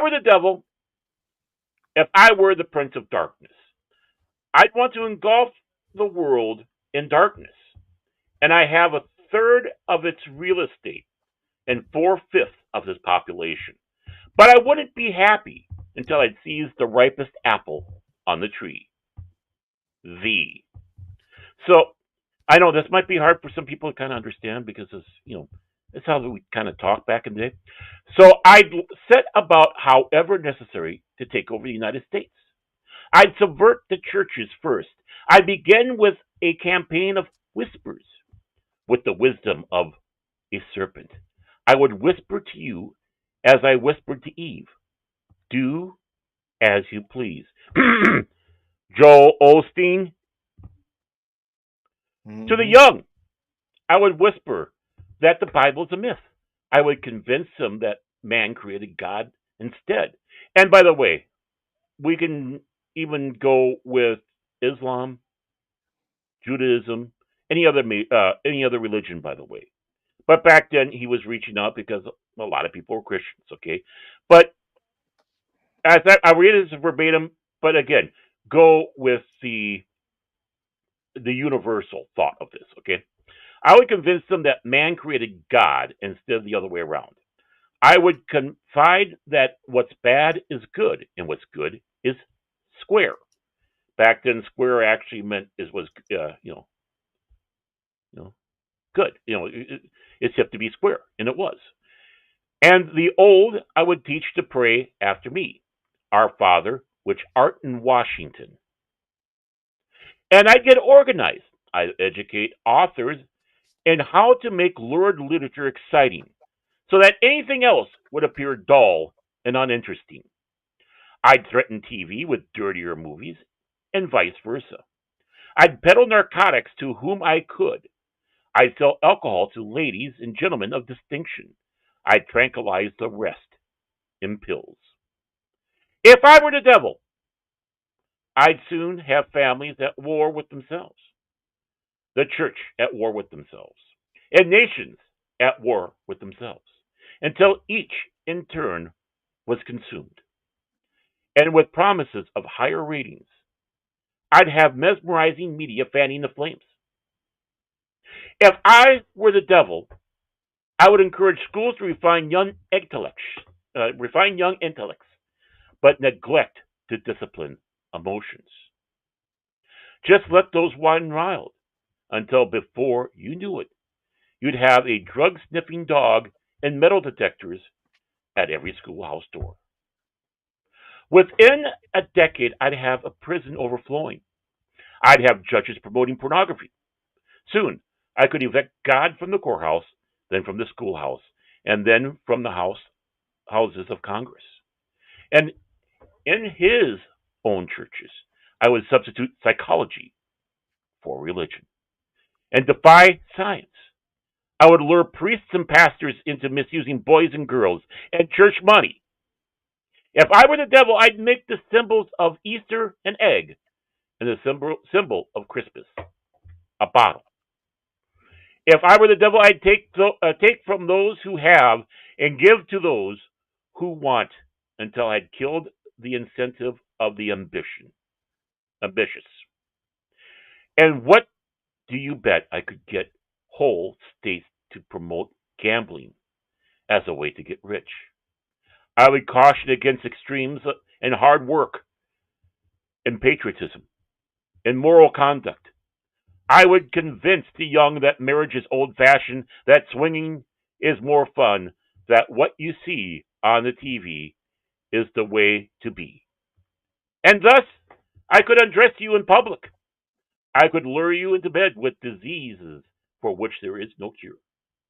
In other words, if I were the devil, I'd just keep right on doing what he's doing.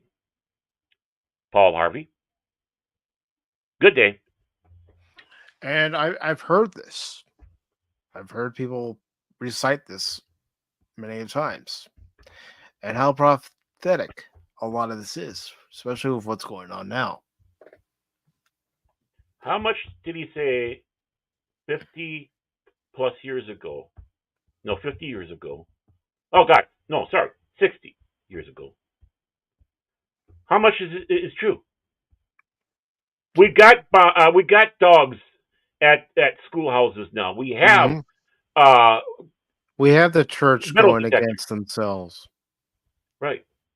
We have the church, and again, this goes for every religious organization.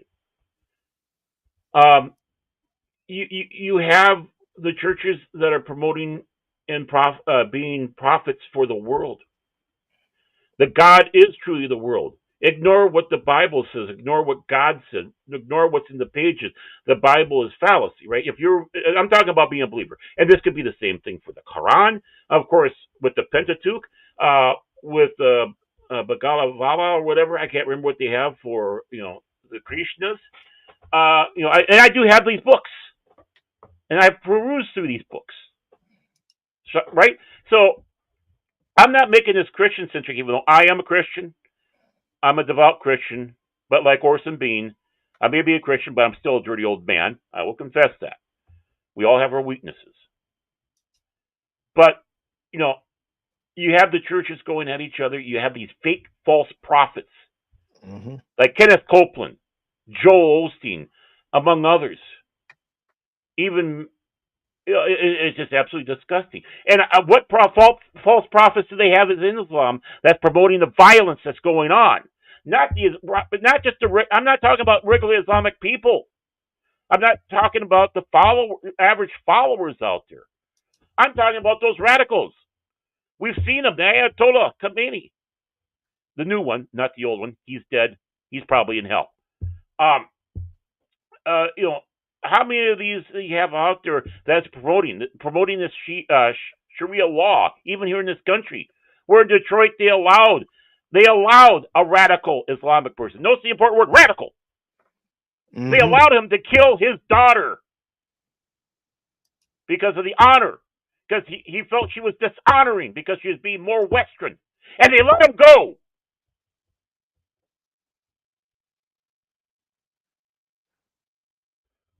How much of this is happening now? Too much of it. You know what? All of this.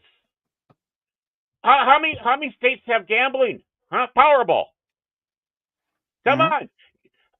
Drop all that money into the lottery, and you'll get, and the lottery is up to $540 million now. Come on.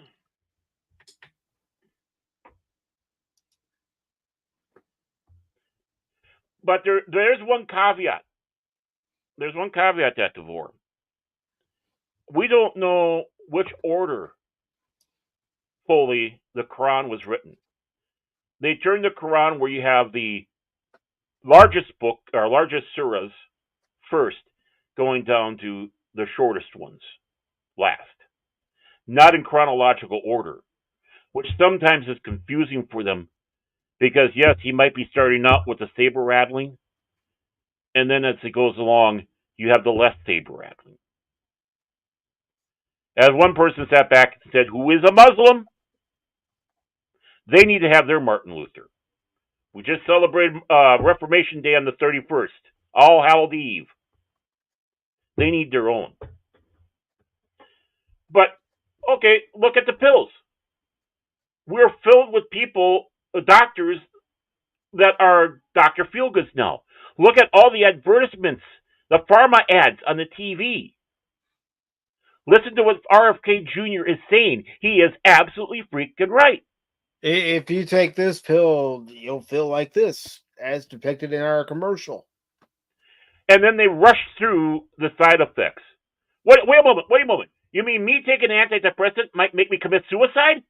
I'm sorry, I said it out loud, but fuck that, YouTube. Just fuck you. And while we're at it, fuck you, Mark Hamill. Just fuck you. But no, you got to say these words because this is the truth. They want to turn. Why do I have such a fascination with North Korea besides the fact that they are a hermit state?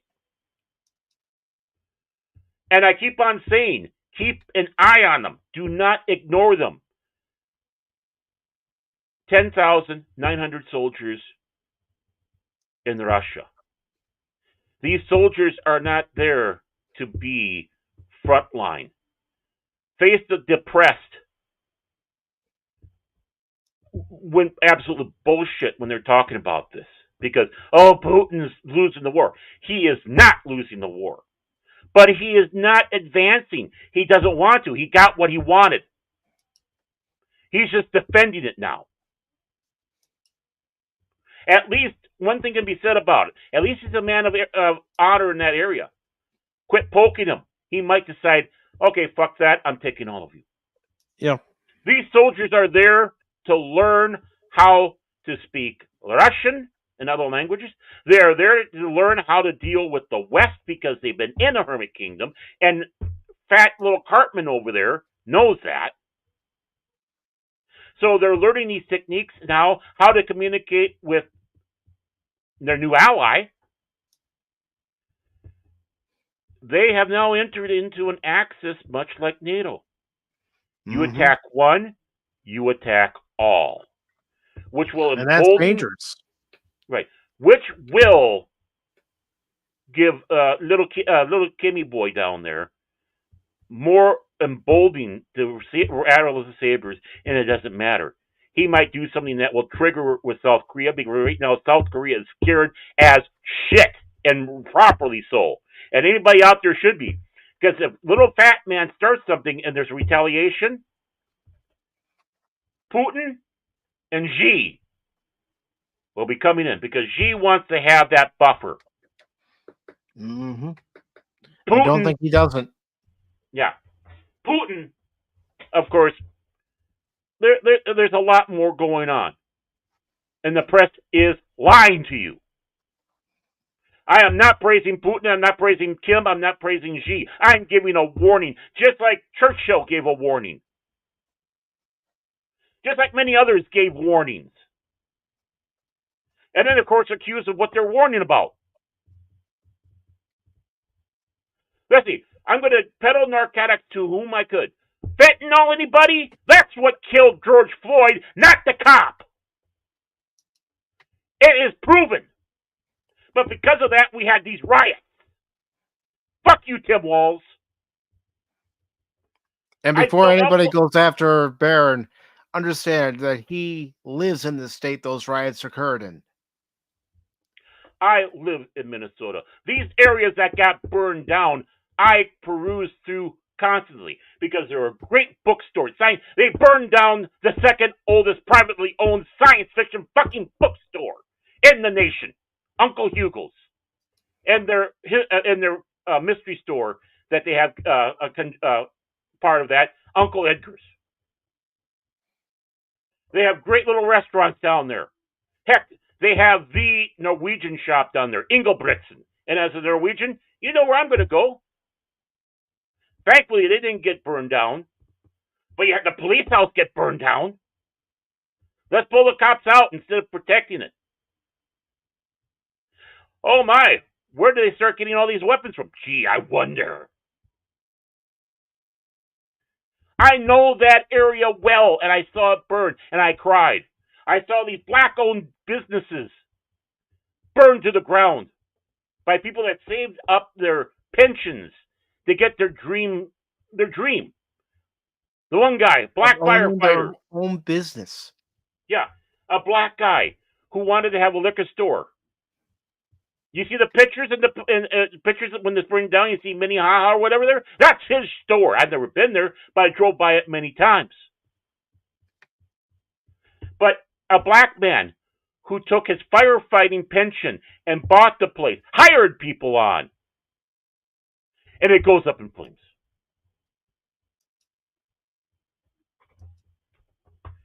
So yeah. Are you going to sit back and say, I'm kind of passionate about this? Fuck yeah. When you have 3 days of this going, and he and Mayor NIMBY of Minneapolis just sat around and played Feed the Elephant, and Mrs. Walz is hanging her head out the window going, I love that smell. Can we turn it into a perfume? You know, Timmy, maybe if you turn that into a cologne. Oh, I forgot. You know, you like to take young boys out to a party, a gay club, and then bring them home when no one's around there overnight. Yeah, that's what you like to do. Okay, I'm sorry, I forgot. That's right. That's why we had to use artificial means to get me pregnant.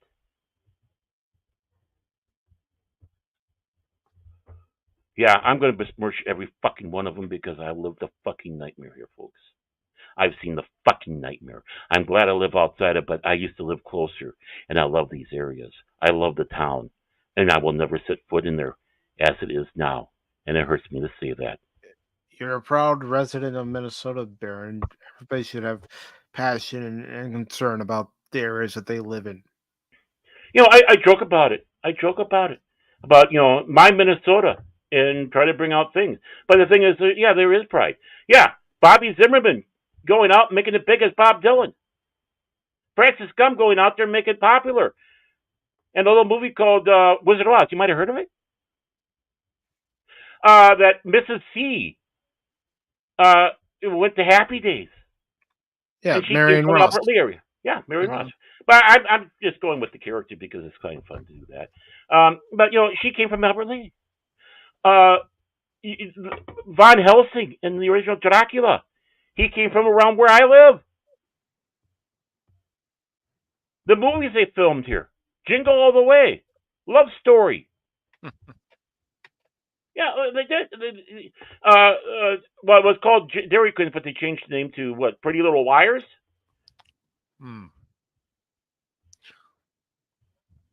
Yeah, you got that there. All because of a lie. Because he was peddled fentanyl, and you could see it in all the videos leading up to him going through a psychotic episode for that, and he was being held down. Yeah, by a bad cop. That Amy Klobuchar, who was running for a Senate re-election, Amy Klobuchar, let's stay on the street when he should have been back then slapped down. But he's holding him down in the proper procedure, but he dies from the overdose of fentanyl. I don't know how many times I can say this. Like, people, you can sit there and not look at facts because you don't agree with the narrative, but unfortunately, it's still a fact. Well, let's go through the list. Janis Joplin, drugs, dead. Jimi Hendrix, drugs, dead. Yes. Drugs and alcohol, same thing, but yeah. Well, yeah. Choked on his own vomit, right. Yeah. Right, but there were other drugs involved in that one. Yes. Not just alcohol, John because we're talking about around drugs. I was going to hit John Belushi right there. Chris Farley. Yeah, Chris Farley. But the thing with John Belushi is the sad thing. It was heroin, right? He had a fear of needles.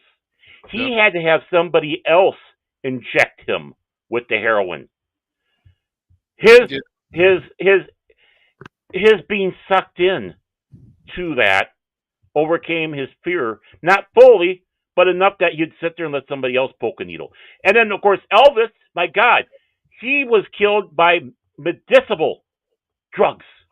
It was the doctors going out there saying this. Take this, take that, take this. Yeah. How many people need to take downers so they can go to bed because they're anxious? Yep. And the anxious probably came from something to get them going in the day. Look at the people who are dying of this stuff. And it affects me because I do need oxycodone now and then because of my back pain. But it gets so hard sometimes to get a refill because they're so paranoid because all of Dr. Feelgood's out there prescribing these opiates and they're dying because they overdo it. Also, let's not forget, you see videos on social media from different cities where people are walking around like literal zombies because of all the drugs they're on. Right. Yep. Especially homeless people. Yeah. Yeah. But it's not the fact that ladies and gentlemen of distinction are having alcohol. No. But it's the fact that how many of these people start becoming alcoholics? Because the people of distinction sometimes have a lot on their shoulders, right? So I need to have one drink here. Help me get to the sleep. Oh, I'll have 2 glasses now. Before you know it, it's a bottle. Then it's 2 bottles. Then you're like Andre the Giant, who's taken out an entire vineyard and winery. Look at people at war, families at war with themselves. Look at these assholes that will say, just because they're going to vote the other way, I am going to write them out of my life. Or my best friend I had entire life, they're going to vote this way, so I'm going to write them out of the life. Is that not tearing families and friends apart? Isn't that the biggest fucking stupidity there is?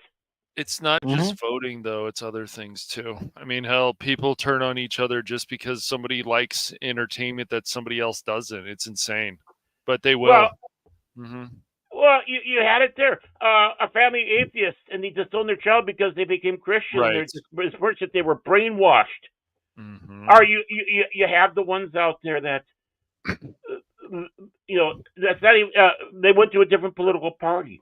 Or the fact that they fell in love with somebody that they didn't approve of. Right. But they're not a bad person. No. You have people families going at war with each other for the dumbest thing, but they're encouraged to do that. And it could be religion, politics, just life in itself. Yep. And of course, let's go to the other side, the LBG group out there. How many of them maybe because they came out as gay? Right. Mhm. Yep. So we can't And leave that out either. there's also, for some reason, there's something wrong with this person, maybe man or woman, they're these politics, they're not one of us. I don't care if they're gay or not, they're not one of us. And they start that bullshit again. It's just the narrative. It's once again all the time. Rules for thee, not for me. Yeah. Well, Look at, here's another thing. I've worked and I've been around people who consume a lot of alcohol, and Yeah. I made the personal choice not to drink. And if I do have a drink, it's very seldom. And the reason why is because I don't want what's happened to the people I care about to happen to me. Right. right. And I'm in the same boat as you, Mike, except I'm a little bit more different. I do drink, but not excessively because I don't want to fall in that trap. And most likely, I'm going out to drink something because I like the flavor and everything. Like single malt whiskey, you're getting the smell, you're getting the the drink, the afterburn after, and how the aftertaste and how that all complements each other. Right? I'm not going to guzzle it down. You just don't do that with single malt Yeah, whiskey, my friend. Or you're not with a supposed beer, to. right? Or a beer.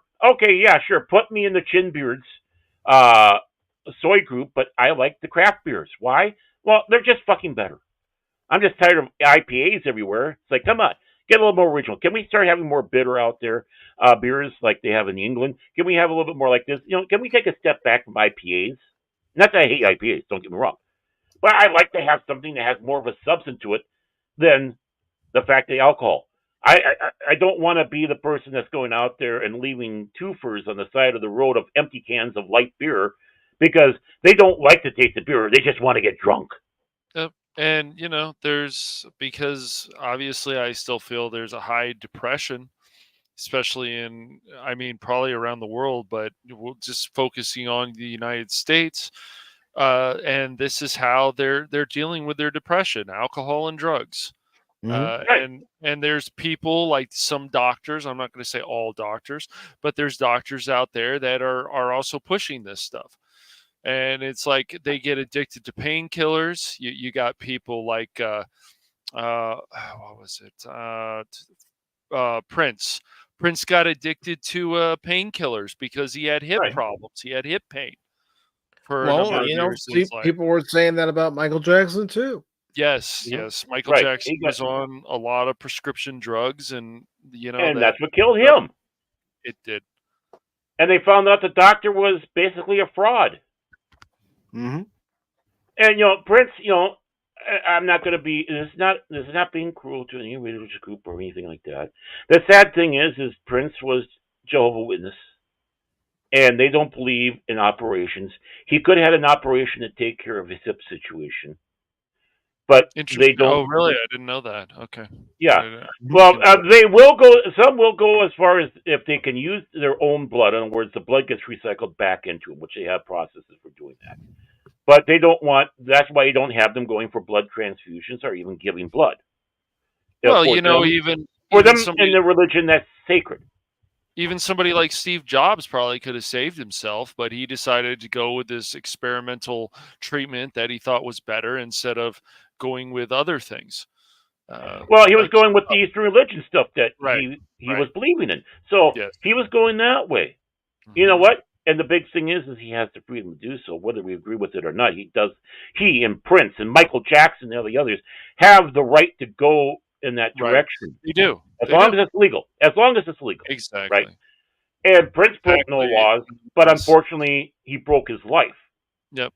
Michael Jackson didn't break laws in that area because he was following doctor's orders, but he lost his life. I mean, look at all the damage that was done to people like Robin Williams and so on, and we've already mentioned some other people, but you can go down the list. I mean, people like Johnny Cash, he was on drugs for a while, obviously. I mean, especially if you watch that movie and you want to learn more about his life, but he got clean.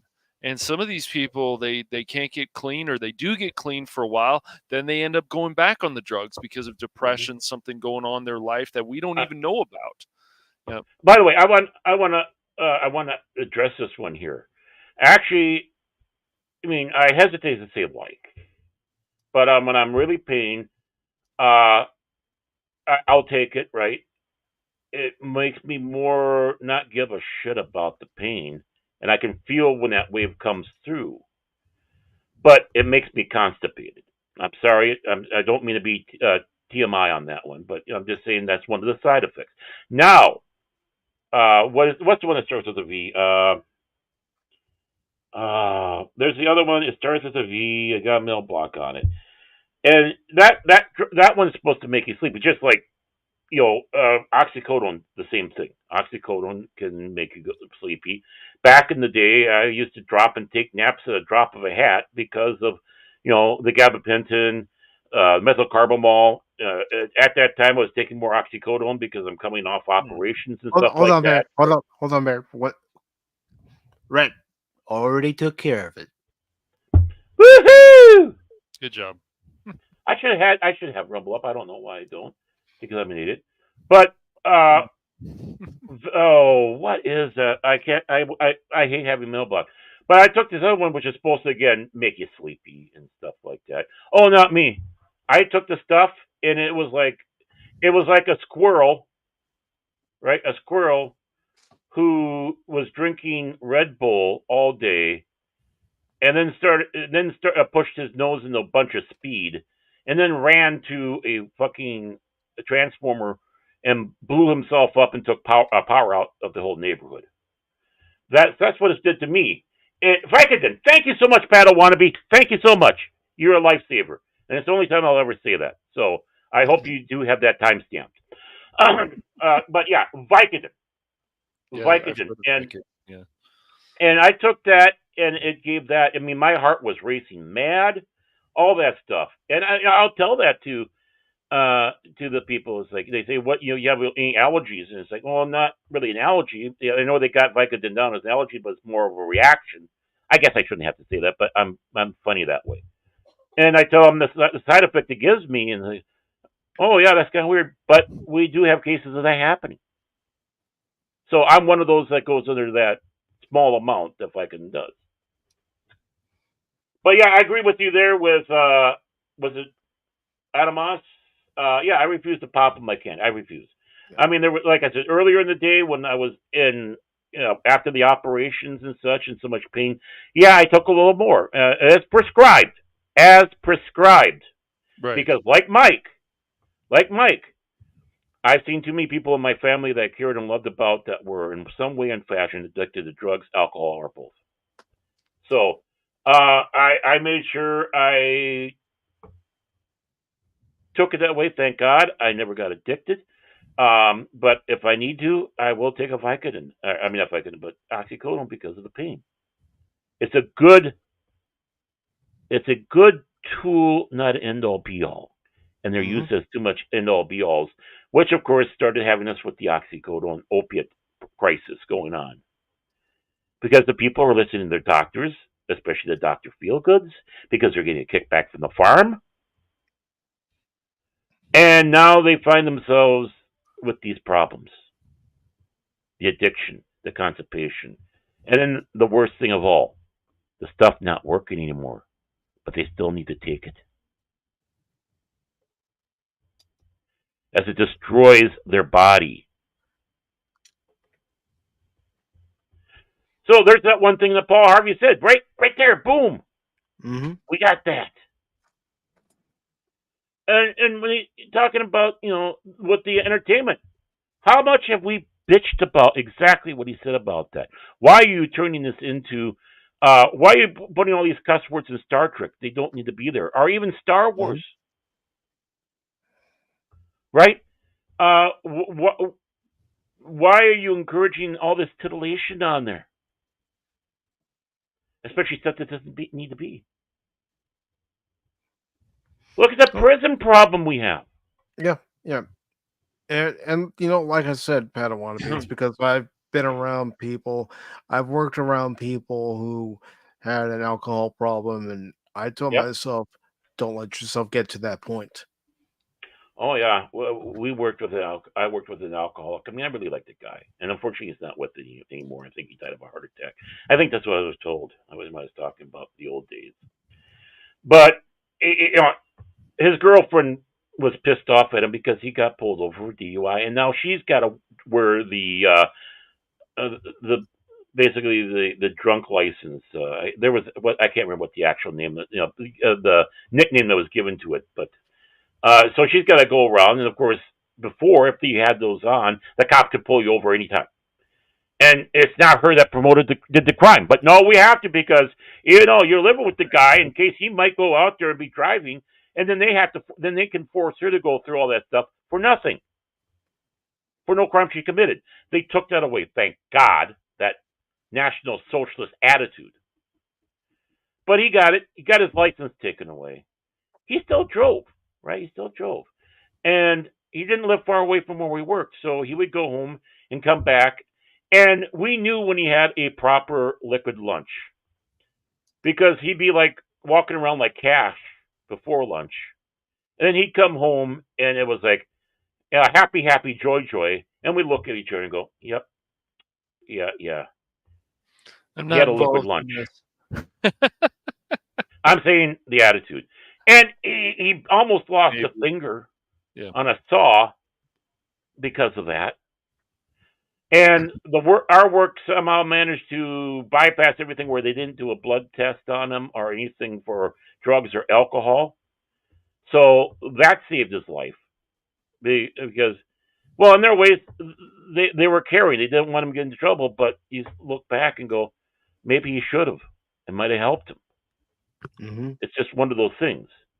But he came back. It was the middle finger that he cut, right down the center. He went to the bathroom and he was trying to kind of put it together, bandage it up so he could go back to work. But it's like, no, you're going to the doctors. And of course, surgery and everything. He came back at work. And again, we liked the guy. But there's an example of someone, and we're talking about a warehouse with plastic and saws and presses and all sorts of fun tools and forklifts. And he'd come back and it's like, okay, just keep an eye on him. So just in case he had a happy lunch. So yeah, I mean, like I said, I'm like you, Mike. I've been around that. I opt to drink a little bit more, but not crazy. Yeah. And again, for the saving aspects. And I try to keep all that under control because of that fear. Even now, with all the drugs I'm taking for all the problems I have right now, including the psychotic stuff, I take carefully and cautiously. People can even mock stuff like Dare and so on, but they taught you a lot about things, what you shouldn't take, what this can do to your body, what this and that. It was no joke. What alcohol can do to you, what happens if you drive, all kinds of things. It's just, if you're willing to listen and learn about these things, it'll help you in your life. Now, I'm sure you guys might know some people who just smoke weed or whatever. And, I know some people want to say, I'm not 100% sure on this, this whole thing about how weed can be considered a gateway drug. I don't know. There's other people I've known who have been on marijuana who never went into hard drugs like crack, cocaine, or heroin or anything like that. So I don't know. But I mean, I don't think it's obviously a good idea to go smoke weed and then go drive a car. I think that's not smart. But I think it goes for any drugs. But yeah. Yeah. Well, what you're just sitting back saying right there, it depends on the person. Some people is a gateway, some people it's not. Mm-hmm. And when it comes around to doing the geef and then driving, hell no. You are incapacitated. Right. You are under the influence. Just like if I drank down about 3 pitchers I got in the car. The same fucking thing. And DUI is driving under the influence, not while intoxicated. So if you're smoking geef, I don't want you in the car smoking the geef. I don't want you to smoking geef someplace and then getting in the car right away. Right. Be responsible like people who drink alcohol should be responsible. Designated drivers, or just do it at home and stay at home. Or go to a friend's place and just stay there. Right? No, I Go ahead, agree. do your geef, but treat it just like alcohol because you know what, guys? That's right. That's the same fucking thing. You're incapacitated. It might be different, a different way of doing it, but you're still just like doing too much oxycodone. You take oxycodone, maybe you take 2 of those pills, and then you go out there. They tell you not to do that because, well, it impairs your driving. Oh yeah, it can impair you. I never drove when I took oxycodone, or when I do. So no, I'm not just pointing you guys out. No. Those that do grief, I'm saying, go ahead. And I don't think I've been shy about this. I've never took marijuana, the geef. It's I all never right. took it until I think last year. Mm-hmm. And this is off my doctor, my pain doctor. Right. Kind of got my therapist a little concerned until I explained it to him. Then he understood because there's people that try to do that with mental issues, and again, it can vary from person to person. Again, we're not all cookie cutters, right? Right. Let's leave it at that. Right. But to try to not have me rely on opiates when I have bad times, she recommend. Well, she was trying to get me on medicinal marijuana, all that stuff, but the laws changed. I don't need that, and that stuff's too fucking expensive, anyways. But there are legitimate people out there. You have the gummies, right? Took my gummies, and yeah, I have smoked it. I'll be, you know what? And this is my confession here. I'm not entirely thrilled with it. The gummies did affect because I started getting that same feeling I got with the oxycodone. After a while, you don't fucking care, and you can feel it when it starts hitting you. Same thing with if you smoke in the keef. But really, in all, no. I mean, I haven't had any of that stuff for a while now. I'm completely out. Um, but again, it's using for medicinal purposes, not to goof around, and done rarely, only when I need to. And I've always said that about my belief with marijuana. There is uses for that medicinally, and they should be looked in there. But the thing is what hurt is you got the potheads out there jumping in and trying to use this as an excuse so they can go out there and just get drunk and stupid, or stoned and stupid, I should say. My apologies. Yeah. And that's what hurt that movement. And I always sat back and said that. But now that we got it legal, a lot of states have it legal. I just plead, please, don't drive. Take the bus, take a taxi, have a friend drive. That's right. Or just stay home because it's just as bad as driving drunk, or driving on oxycodone, or driving on crack, or driving on cocaine, or any other stuff out there. You driving with very little sleep too. That's dangerous. Oh yeah. In fact, they say that is the biggest danger on the road than being under the influence. Yes, it is dangerous. People work too hard sometimes. They have the 2 jobs. They're working hard. They're going home, and it's at night, and the sleepies start coming. Yes. And it's just like they're trying to get the trucking industry to change. Because the trucking industry, when you start closing your eyes and you're driving a car and you got to find a way to wake yourself up. Right, but these trucking companies are pushing their drivers hard that the drivers aren't able to get the proper sleep, and then they get punished because they're not making their time. Yeah, they're being pushed too hard. Yep, I agree. And they're fixing their logbooks, so they can get by.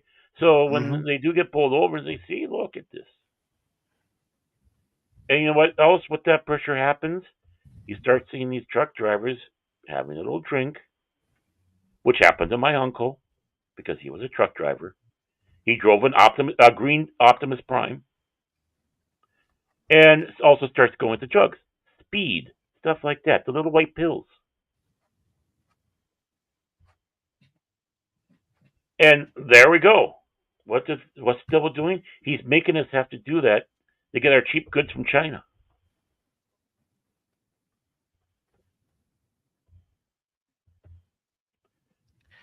Everything that Paul Harvey said is happening now. It is. Which brings us back to this article. Boy, did I derail it? My apologies. Yeah, it's okay. I No, derailed it. no, Baron, That's Baron, fine, man. It's Baron, fine. Baron. Yeah. No apologies are necessary. Yep. It You were all just relates. right. You were just pointing out how this relates with the drugs and the other alcohol and other stuff. Yeah. And you can hear more of Alex Baron Alex on my channel later on. Baron. This all relates. This all I know. correlates. I know it all correlates. Just a little humor thrown in there because no, this isn't a conspiracy theory. It's happening.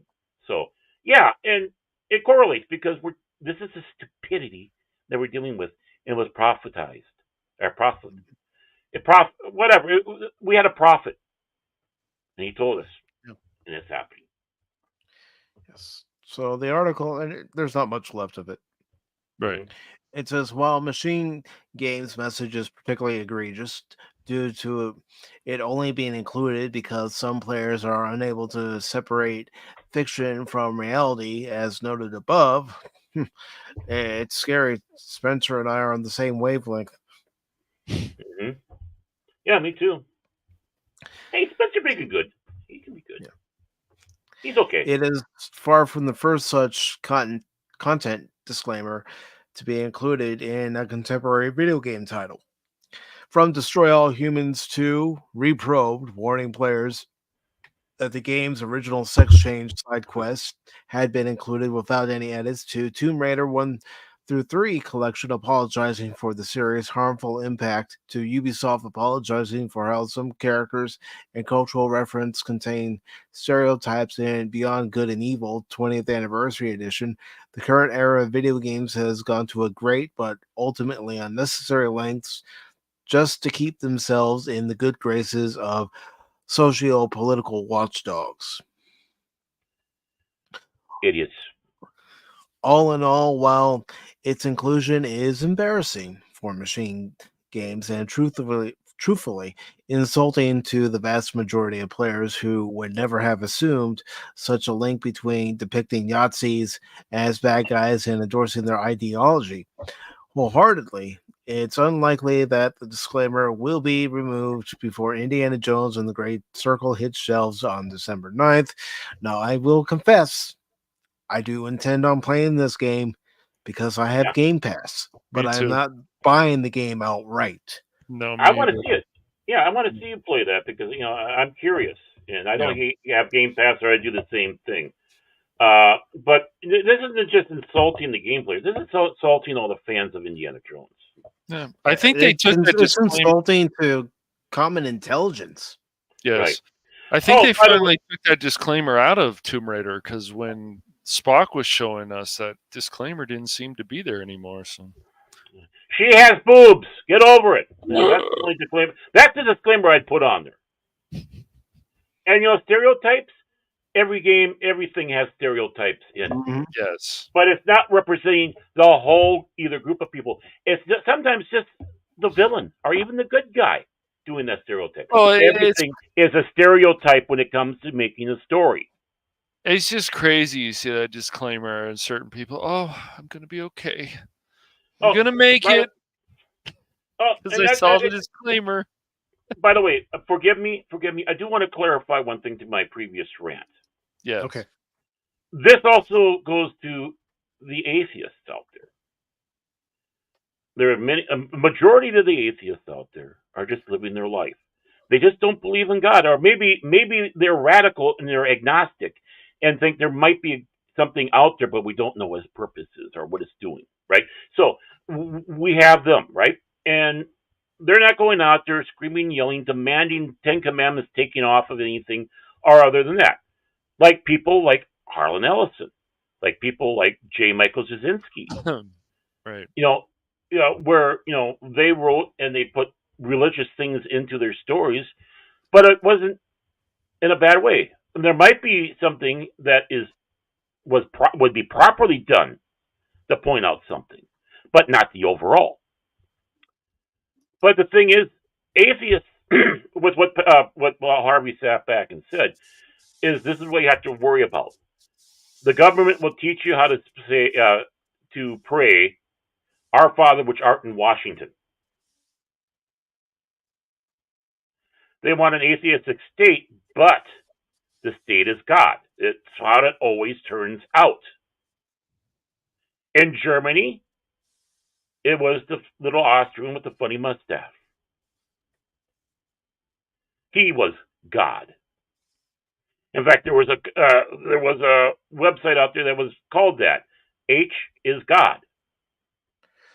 And we also know that there are certain people in Hollywood who thought that Harvey Weinstein was a god. Yep. Yes. But Lenin was God. The state is God in Soviet Union. Brezhnev was God. Stalin was God. Look at all the statues of Lenin, like he's a god, and you can still visit his body, his holy body, at the Kremlin, because he is God. And the worst egregious of all is North Korea. Not only is the state God, all the Kim family is. You have to have their pictures in your house at a certain height, not on the floor. It has to be up a certain height so you're not looking down on them. You have to bow at their statues in reverence. If you rescue your kids over the pictures, you will be sent to prison. But the person who rushes in there and grabs the pictures will be given an award. So you, those who are atheists, this applies to you too, because they'll sit back and say how wonderful you are. We want to not have gods anymore here, and all the seal clapping, blue haired land whales, chin beards that actually out there will find out that they'll have to worship the state. And the funny thing is they will be, because they have already been given the opiate of religion. And the religion is government. And those who are true atheists and don't want to be forced into that, what does it mean for them? They're in the same boat as religious people.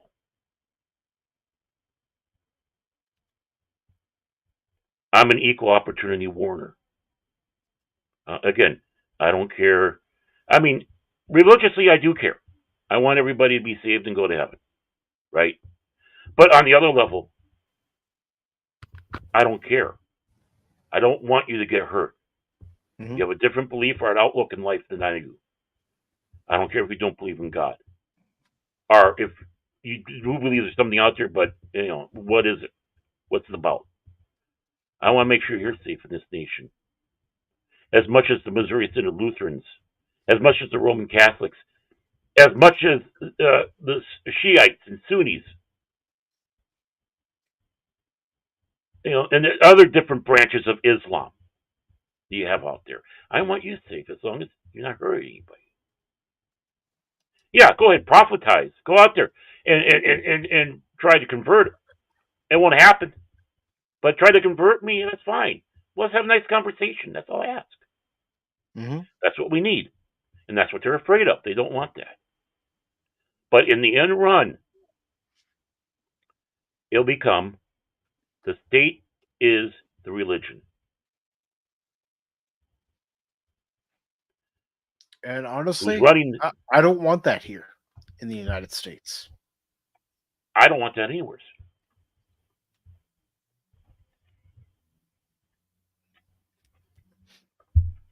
That is the thing.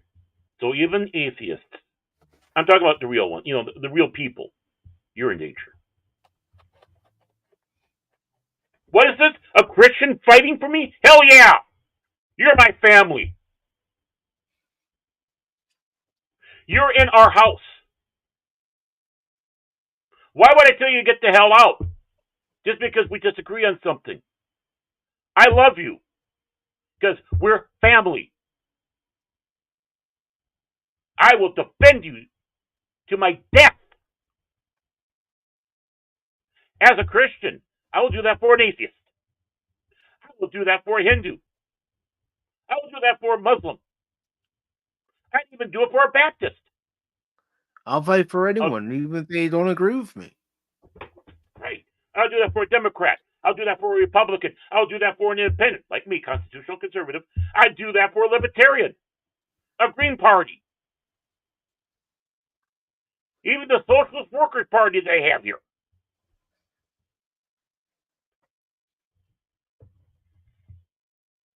Oh yeah, Trotsky. That you know what? Trotsky has a Minnesota connection.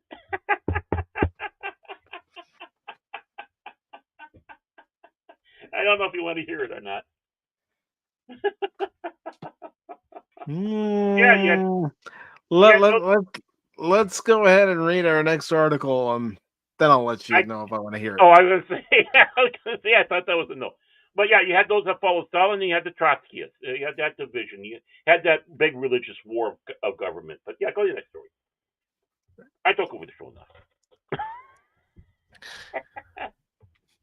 Oh my God, what the hell is that? Baron. What the hell Baron. is that? Where's my flamethrower? This is the CEO of Sweet Baby Inc., the very company that has been ruining some of our favorite games. How the hell can something like that be associated with anything called sweet and baby at the same time? That's not what I think of when I think of Sweet Baby. And before I start reading the article, I want to say hello to old man who says Trotsky was God to many, but he died on the run. Down in Mexico. All right, so this article was posted on Fandom Pulse on the 28th. It's by John F. Trent. It says Sweet Baby Inc. CEO Kim Belair describes Super Mario Brothers villain Bowser as bondage daddy. Yeah. This one. This I don't know what the hell it is. I'm going to say neutral on this. This thing has issues. Sweet Baby Inc. CEO Kim Belair once described Super Mario Brothers villain Bowser as a bondage daddy. Belair's comments came in the 57th episode of a podcast called the Sexiest Podcast that she co-hosted with Ari McGilvery or McGillivary, whatever Can at we this go? point. Can we go after them legally for false advertising? The Sexiest Podcast, like hell.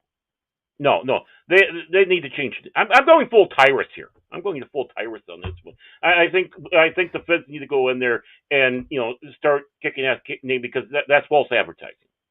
I'm just saying. I don't know who's funding them. You're wrong, but they need their funds cut off. First, I'm not going to say the name, but Sorge Goros might be who's with that. Yeah. Yeah. I mean, I get what you're saying. I'm Nothing just further saying. needs to be said. Right. Yeah. I'm not going to name names though. I'm not going to name names though. That podcast episode, which was recently unearthed by YouTube channel Gothic Therapy, was titled Sexiest Smash Bro, and saw the duo discussing who they believe is the sexiest Smash Bro. And they call us losers for talking about pop culture. They call us losers for saying which is the nicest looking starship in Star Trek. Yeah, and I still say it's the motion picture version of the Enterprise. Well, Federation wise, yes. Klingon wise, the D7. And I'm just checking to see if I got any more weed here. I'm going to need that for this story. There's got to be some left over somewhere. Belair quickly pointed to Bowser and said, "Bowser, I feel like he has to be on my list because he's Bowser." McGillivary then added, "Because he is bondage daddy sexy." What? What were they on? What were they on when they recorded this? When you first said this about about being Bowser and all that, I guess my mind switched directly to Sha Na Na, and I'm sitting back saying, "Oh, I can see a woman wanting him to be their bondage daddy," but no, no, no, it wasn't that Bowser. No. Beller then affirmed bondage daddy, but also literal daddy. McGillivray also added good daddy. Beller then concluded he's Bowser, and I never failed to nominate him at any opportunity. I just think he's cool and sensitive. Maybe I'm speaking on a personal bias on this, but this makes Pop Talk look not so bad, right? This is making Pop Talk look like a Pulitzer Prize. Oh, by the way, right now, I can't drive a car. It is because of shit like this. I had a little left. Now it's time for Baron to go really nuts. McGillivray then brought up Bowser Day, to which Beller explained that it is, and then proceeded to say Bowser Day was calling my bluff. It was, hey Kim, you like to talk about how sexy Bowser is? Again, folks, makes us look good, doesn't it? I actually look sane for once. What the hell? This is ruining my reputation. I'm going to call my lawyer. This is absolutely sick. I mean, they're taking my weirdness away, and I feel violated. I really do. These I don't know. These things are ruining me. They're insulting me. They're appropriating my stuff, man. Hey Kim, you like to talk about how sexy Bowser is? That's kind of a fun thing that you do. Would you like to see it literally play it out for you? Oh gosh, playing out their fantasies. Oh jeez, Lord help us. This is stuff that actually make atheists pray to God. If there's one thing that can convert an atheist, I think, is this shit. Just it. Then they go on to say, do you want piles and piles of very naked, very fallacy, very hardcore bondage Bowser? Here it is. Okay, I'm not reading any more of this crap.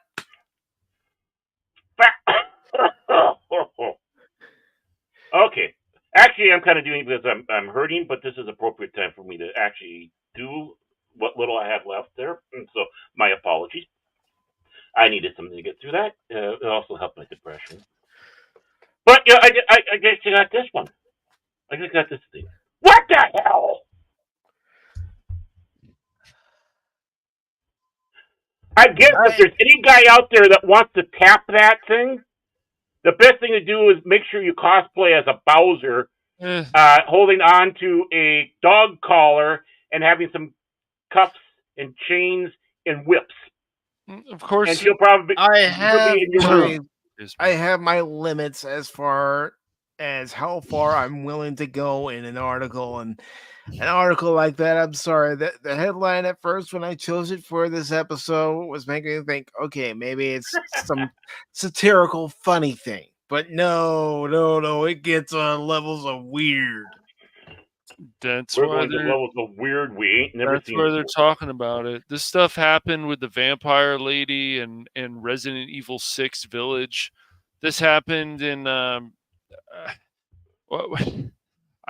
things that they want to do with dinosaurs. I don't even want to guess, but this is what happens when people, as we've seen this is why they want characters to be a certain way, that they can't accept the way that they are, because this is weird ass fan fiction. And isn't it funny, just like things like Beargate 3, not saying there isn't a lot of good content there, I'm sorry, these things are not necessary. It's like somebody who wants to get it on with a spider, like a giant spider. These things are weird and they're fucking bizarre, but they keep doing it and they want to push it and push it. and push it. And they are not going to hide anymore that they want these people.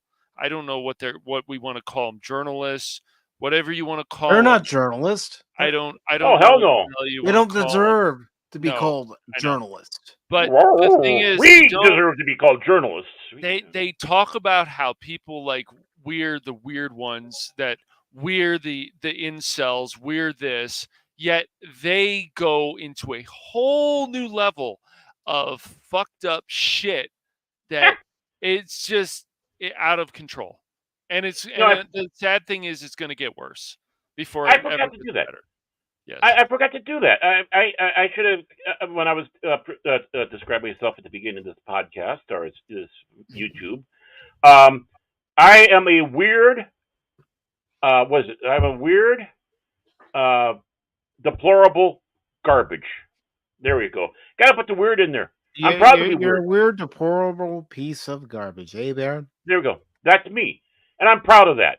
When they started doing that, trying that weak attempt, this weak attempt to call us, no, don't kid yourself, us weird to try to get our vote. How's it doing for you?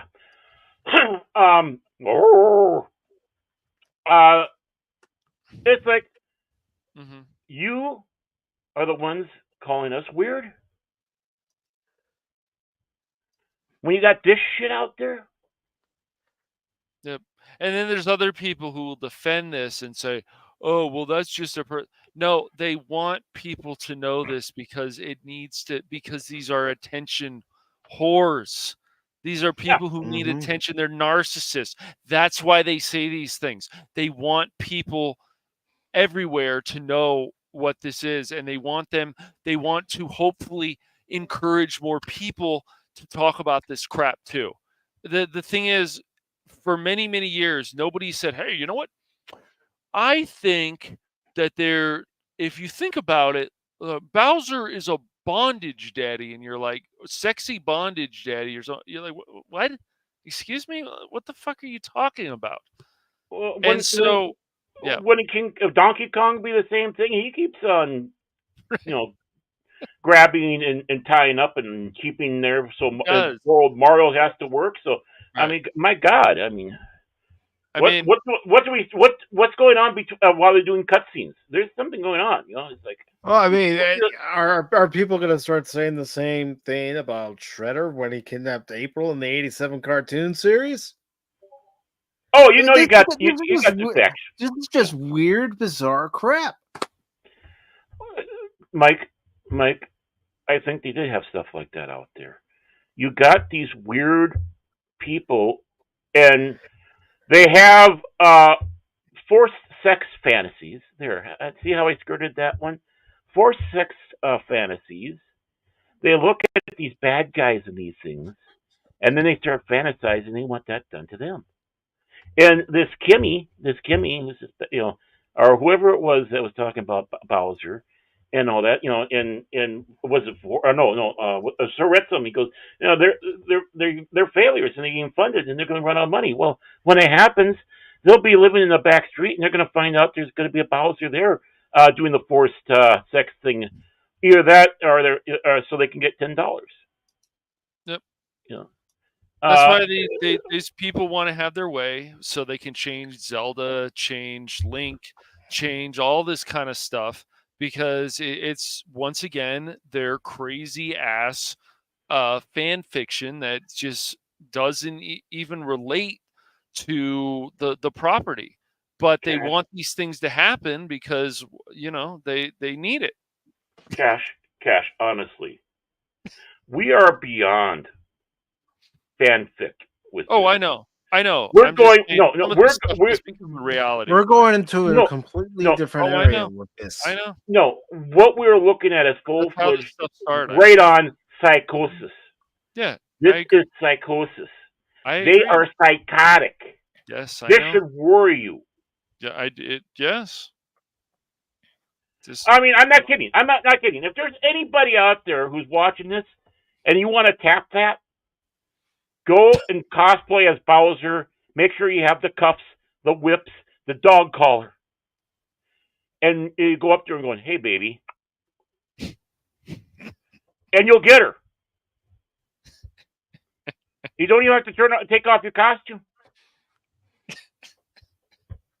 Do you think I'm joking? I am not joking, Cash. I hear you laughing. I know you're not joking. It's still funny the He's way making you light say of it. all this. I know it is. Well, that's why I was keeping quiet. I know you're not joking. Oh man, Well, it's still the way you say. I know, but the Yeah, sad thing is, if you could see my facial expression. Oh my gosh, it's just yes. No, the thing is it sounds silly, and yeah, you Well, laugh at it, but then it comes down to no, that, well, and then it comes right. to the backside. This is absolutely a reality. It sounds silly, but the Mm-hmm. problem is that this dumbass fans fiction, this sexualized fan fiction, has become a reality in the properties, which is horrible. Some of it has, not all of it, but some of it has. And what's going to happen is the con will be over. It'll be 3 days later. She's still tied to the bed, naked. All her belongings are gone, all her money, and she's going, "Hello, are you still here? Are we done? Hey, is there anybody there?" All because he made sure he put the super duper "Please do not disturb" sign on there, and it's the "Do not disturb" sign that has the guy with the whip over the woman. And it's like, oh yeah, we know what's going on there. We're not going in there. Mm-hmm. Yeah, well, on another topic, let's go ahead and take a look at the weekend box office. Yay! We're in its second week in release. Venom: The Last Dance made $26.1 million. Ouch. Is it really only the second week? It seems like longer. Wow. Yeah, it's only its Wow. second week in release. Honestly, it seems like it's been like 3 weeks. It's made more internationally than it has domestically. See that? I'm not surprised, really. I haven't even seen the second one. I've only seen the first. I like the first. First one's But you know, 310 worldwide is not bad. You know, everything is not bad. But for the American side, their numbers suck. Not so good. And The Wild Robot has 269 million. It's Chris done said well that for was itself. Enjoyable film. And for this week, it made 7.6 million. Smile 2, which started off at number 1 just 3 weeks ago, brought in 6.8 million.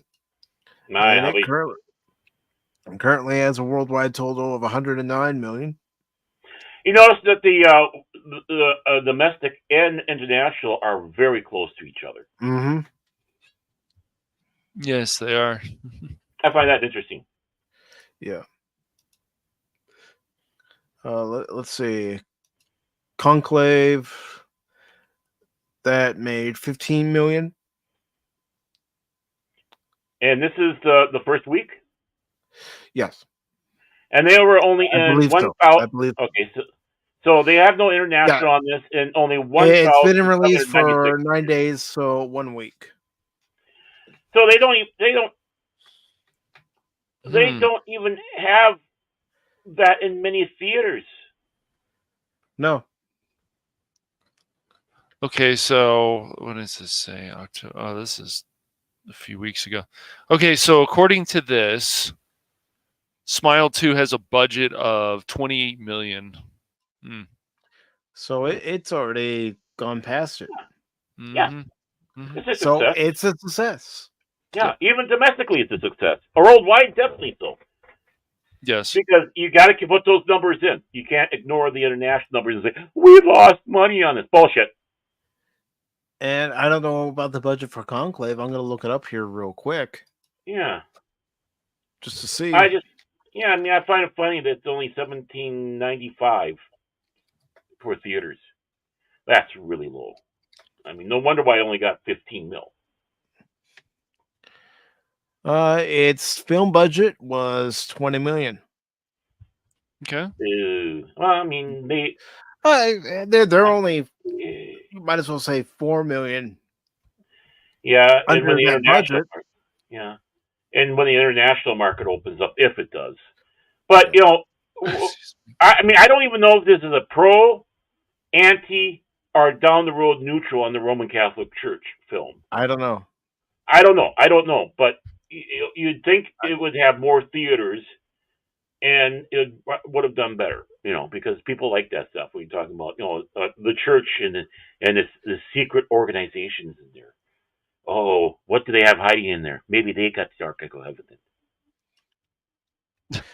I really don't know anything about the movie. I don't haven't seen any advertisements for it. I think I saw one. But it was like, it was kind of, it's like, well, what the hell is this about, type of thing. So It I wasn't looks really paying attention. I think Bound in the Comics hated it or something. I don't know. They have this whole. Well, review, yeah. Mm-hmm. Well, with the Catholic Church, if they feel that the Catholics are being besmirched, Right. it's instantly there's a point against it. And, yeah. As much as I love those guys, they need to have a little bit more of an open mind. I say that as a Missouri Synod Lutheran. Ha ha! In your face. oh, Courtney, good to see you. Hey. Where's that simp button? Where's that simp button? We need to play that right now for me. I don't have it on here, Baron. Oh. We're on StreamYard. Oh, I thought I put it on this one. Hi, Courtney, how you doing? I hope everything's going good for you. I really do. With all. No, we need to get together with her sometime here. We need to definitely hang out with Courtney. Definitely have to have you on as one of our guests, Courtney. Definitely. Mm-hmm. And I'm saying that not to be a simp. I'm saying that, well, maybe a little bit, but I'm not saying that just to be a simp. Yeah.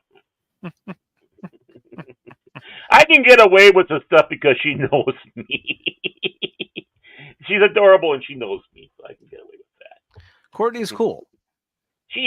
Oh yeah, I mean, on the litmus test of coolness, right up there, almost to the same level as 24. I mean, I'm talking about just Teach. Okay, she's on the same level of 24. I was gonna say it's not a contest, Baron. It's not a contest. They're both, yeah. Right. Well, see, this is how I'm swinging myself in there. No, you are in the same level. See, I'm this guy working. No, you are, because go out there and she can bring it next to the guy that wants to pull shit up. And oh, hi, Courtney, how you doing? You're here to pull shit up too. I'm all ready to go. And here we see We Live in Time that made $3.4 million this weekend. It has a total gross of $17,694,022. Terrifier 3, which is done better than Joker Fallen 2.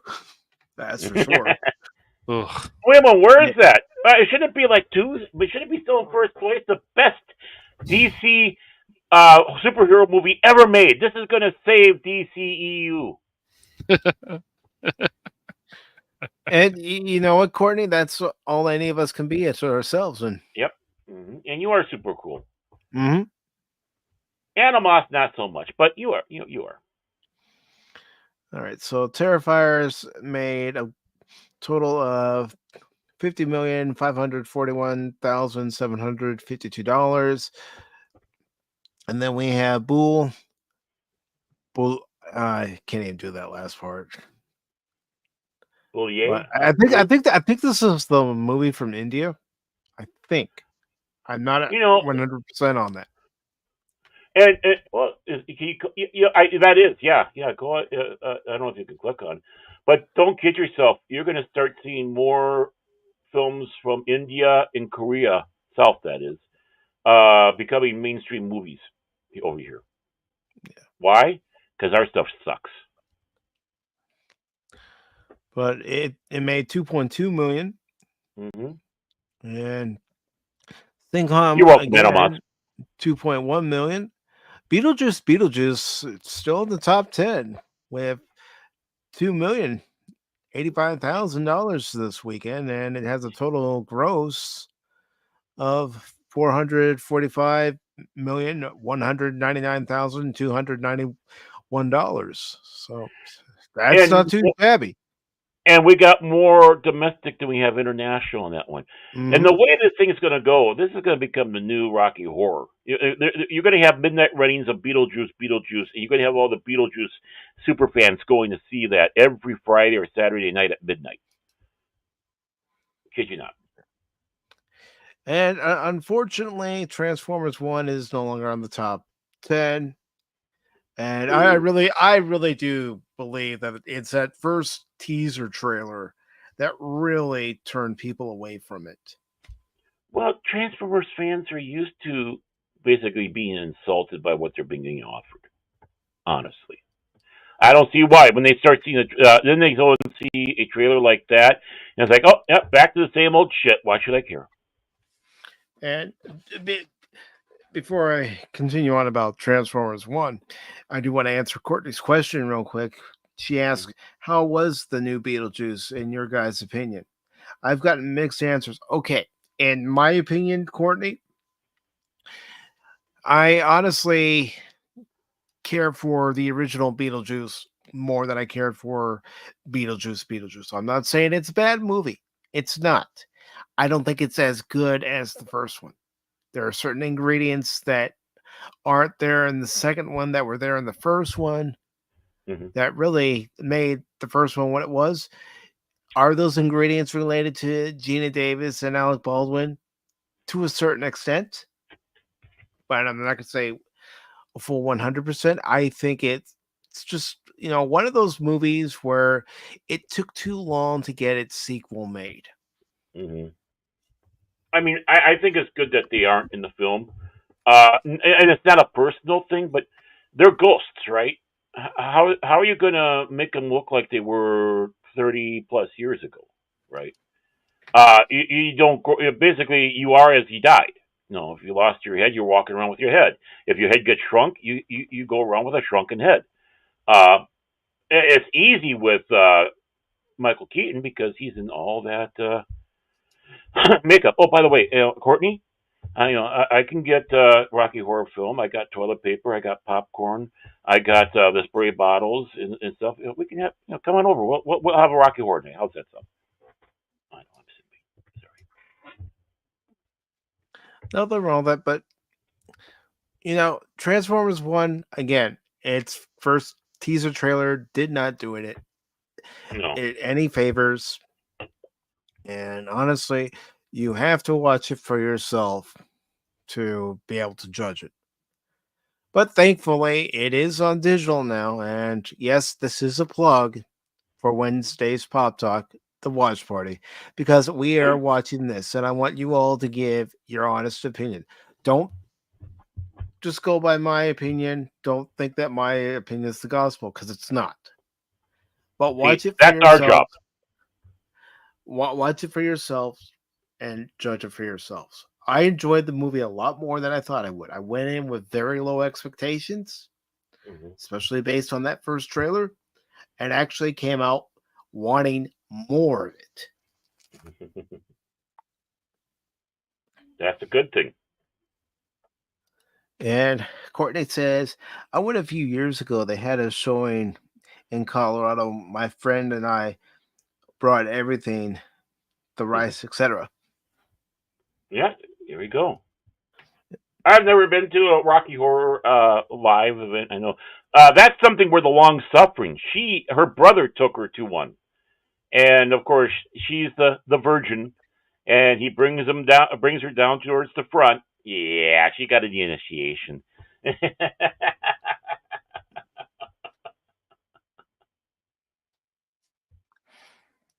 But gentlemen, that's all the articles. That's the box office for this weekend. Is there anything you'd like to add before we get out of here? You want my Trotsky story? Yeah, let's hear it. Let's hear it. Okay, sure. So, in our town, and we had a man by the name of Jake Cooper. Jake Cooper, his father, they would go around and basically sell junk out of the back of their cart or truck or whatever. And then eventually he started a supermarket that we had here in town. Sadly, the supermarket closed a few years ago, or the other year, I think last year, which is sad because of one of the holdouts with all the the big corporate ones that we have coming in. He had two problems though living in this town, and why people wouldn't necessarily go to his supermarket is because he was both Jewish and communist. He was a communist diehard communist. He was so diehard they tried running for back in the 30s, 40s under the Communist Party for United States Senate, stuff like that. And when you start back and say the ones that were going for the main jobs were the women. Oh my God, you didn't have that, right? But he was part of this little coalition, and he was also not just a communist; he was a Trotskyist. And when he was on the run and was down there in Mexico, uh, he went down to Mexico as one of Trotsky's bodyguards. Needless to say, he did a suck ass job because that's where Trotsky met his end.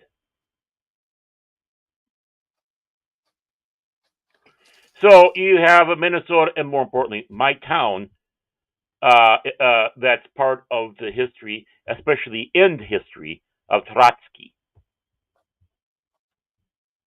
That's why I play communist games there, Phil. Hail the state.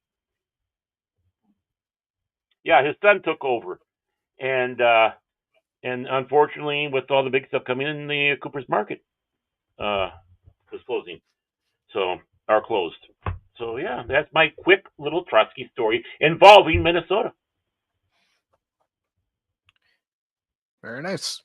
I'm proud of my state. What else do you want to know about Minnesota? I'll tell you.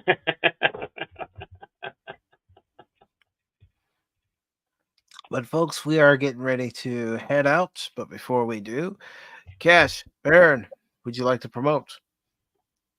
Yep, sure. I'll go. About time. Hilarious, Baron. Getting him to promote is like trying to get him to put one of his videos out. Hilarious, Baron. Don't make me start on you about your nonsense. But but yeah, so coming up on the Phantom Hooligans, well, next week we'll be back again with Multiplayer Friday at 6:30 p.m. Pacific Standard Time. And I don't know what we're going to be playing this time. I thought we were going to do Daybreak. Do we want to do some more State of Decay too? We could. I'm up for it. Well, especially since the last stream didn't go that well. I did say to Baron that I would help him figure out the issue that he's having in the game, connecting with his Steam and also his Xbox friends. So Yep. No, okay, that's fine. Yeah, I'm up for playing that again. It's not a problem. I have no problem. I got no problem with it. Yeah. I mean, anything. Ghostbusters, we still got unfinished business there. Star Trek Online. What we're just talking about. Yeah, I'll do that. What else? We got some Vermintide yes. The other one. We've also got Aliens Fireteam Elite. Yeah. Mm-hmm. Which I haven't played yet. That's true. We'll do that. Courtney, I will DM you soon. Yeah, me too. And we all love you. We all love you. You always bring a bright spot to our. I'm not being a simp here, by the way. I'm being truthful. Always bring a bright spot when we see you come in, because being that we're oddballs, and I hope I'm still part of your Fellowship of Oddballs. And if you ever need me to visit your Fellowship of Oddballs, just let me know too. And let Cash know he's an oddball, and Mike, he's an oddball too. I'm sure we'd be more than happy to oddball with you. She knows that about me. Well, she knows that about me too. I've had her at least once on Baron After Dark. I think it was only once, sadly. When I get something like that going again, guess who's on the top of my list to have as a guest? Her. Because she is really interesting. He says that, but he's going to be working on his... I would never say that about Courtney. I would never lead her on like that. Right. Bite your tongue. You just went over the line. Good. We're talking afterwards. Good, I hope so. Bring it on. But no, let's see what else. I'm going to, in the next day or so, I'm going to test, because I want to start doing some more solo streams. I do miss those. I like doing our multiplayer streams, but solo streams are fun too. And then... have you been doing that with Crab's Treasure? I was, yeah. Okay. I gotta do part 3. So, but what is? Let's see. I actually found that in that one. That's right. I did get the thumbnail now, so I'm about ready to start the Joker 2 video, whatever the hell I want to call it. And I just had to find a good thumbnail so I could put my logo and stuff on there. So I'll be starting on that in a few days, and So then you're gonna ruin a perfectly good thumbnail by putting yourself on there. Oh my god! hilarious. I'm gonna put my logo on there like I always do, Baron. For my never mind. Why am I freaking Baron? Anyways, I did it, Mike. I got it, Mike. I got a monologuing. oh boy. Anyways, It doesn't take much. No, it doesn't. Baron's It a does nut. not. It does Baron's a not. nut. He's a It does not nut. get him to. You just have to sit back and say something. He starts monologuing like this. You know what really grinds my gears? No, it really didn't. But anyways, Baron's is doing his nonsense. Exactly. I hear that laugh. But no, so so then of course we're not going to and then Tuesday Well, we'll let okay. me promote All right. Tuesday. I'll let Yeah. you promote that. Okay. Don't steal his thunder. But what I'm just saying is that we're not going to be doing, unfortunately, the Cranky Old Fans on Tuesday because something else is coming up. And Which Mike was more than happy to tell you about. That's right. And then so those that will be on the Phantom Hooligans. The live streams are always, and then of course on Cash Money 007 on Twitch, and then of course the videos will not be on Twitch. Those will always be on YouTube, or they will be on the Rumble channel on Cash Money Madness. So that's all that's coming up right now. Okay, and before you go, Barrett, I do want to thank at 1972 John Wagner over on Rumble for following the Rumble channel. Thank you very much. Really appreciate it. Welcome to the madness. Yes. All right, Baron. What is coming up on Baron Orman Tag's Fandom Legacy? Well, I feel like I have to say it that way. Well, it makes me feel like that too. I still say I'm glad I stole that from Paul. He ain't getting it back. Well, as we go here with the Fandom Legacy, we have exciting things to say. Of course, besides being with our generous host here, Mike, you can find me on Jace Fox's 540 Studio, The Beyond, and that's on Thursdays, folks. Thursdays, anywhere between 6 and 6:30 Central Time. Reason why? Well, there is a Norwegian time shift that usually happens, so you never know when it's going to start exactly. Of course, the show is hosted by the man himself, Jace Fox. We hope to see Prismatics. We're still rooting for you, buddy. You're our brother, man, as well as people like the Kilted Cajun. Hopefully, we might see Whoopa, Whoopa Troopa, and of course, Hoshi. But at least let us not forget Cash Money is also on that show, as well as myself. So please join us. Jace Fox's 540 Studios, Thursdays between 6 and 6:30 Central Standard Time. I can say that now. And you can also catch my gameplay of Contraband Police. Comrade, yes, comrade, please come watch the video. Come watch the video. The video usually is at 5 o'clock. It gets released on my channel, Baron Omentag's Fandom Legacy. So please, and watch me as I try to stop people trying to come into the country doing bad things. Either they're smuggling or they're wanted criminals. And my job is to make sure, and I do a good job. So please, come in and that. That might get live streamed sometime in the near future. And as I was talking about before, I'm hoping to try out this game Garbage that Cash gave me because he thought of me when he saw the game. And I can't say anything else because I'd be stealing thunder, either repeating what Cash said, I'll be stealing some stuff that Mike wants to say, or stealing his thunder about Tuesday. So with that, Mike, thank you so much for letting me say my piece here. Back to you. Well, thank you for promoting yourself, Barrett, and always appreciate you and Cash helping me with Pop Talk and all the streams that we do together. We have a lot of fun. And for what's coming up on Tuesday, now normally on Tuesdays and Thursdays, I have game streams on both the YouTube channel and the Rumble channel. Well, there won't be a game stream this Tuesday because as the majority of you already know Tuesday is election night here in the United States. And it's a big one, folks. And we will be giving our commentary on the election on Tuesday at 8 p.m. Eastern, only on the Rumble channel. Of course, it'll also be on Cash Money Madness over on Rumble in place of Cranky Old Fans. But, we were talking and I asked Cash and Baron, I know you guys have your show on Tuesday, but would you want to join a panel where we give our commentary? Not just us. We're going to have guests with us, and they're going to give their thoughts and opinions on the election. The only thing I ask for any guests that may be listening right now or watching this on the replay, if things change for your candidate quite working out, don't try to derail the stream. Don't try to attacking somebody for their different points of view. I don't think anybody that's on the panel is going to do that. No. But I'm just saying, let's keep it civil. Let's give our thoughts and our opinions on the night. And, may the best person for the job win. Because either way, whoever gets into office has a lot of work to do. Right.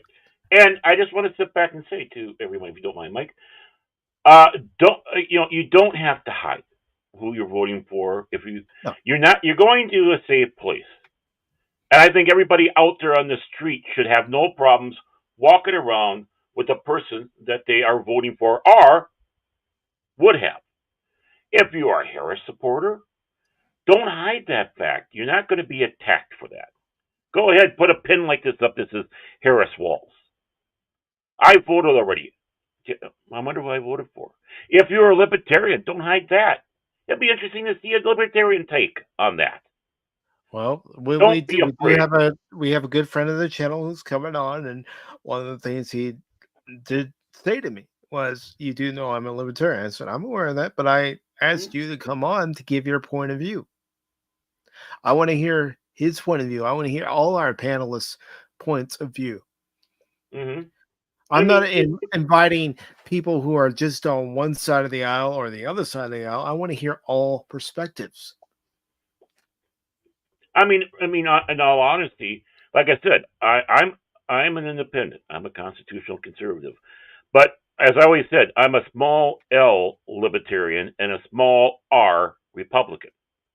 If for those that might not know what I'm saying there, it means I'm not talking about the political party. I'm talking about the viewpoint.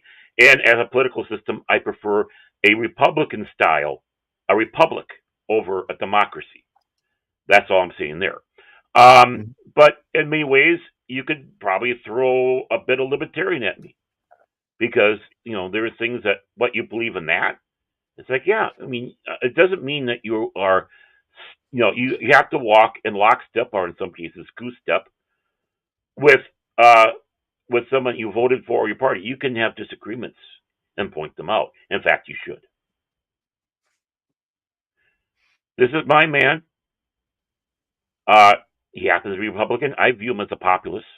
I don't think he's a Republican, to be honest with you, and that's not an insult. I would rather be a populist than part of any party. But sometimes, unfortunately, you got to throw a party name after you. That was forced on George Washington. George Washington actually was going out there and say, "I don't want to be part of a party," but eventually was forced to actually commit to something, and he committed himself to the Federalists. But George Washington didn't want to be.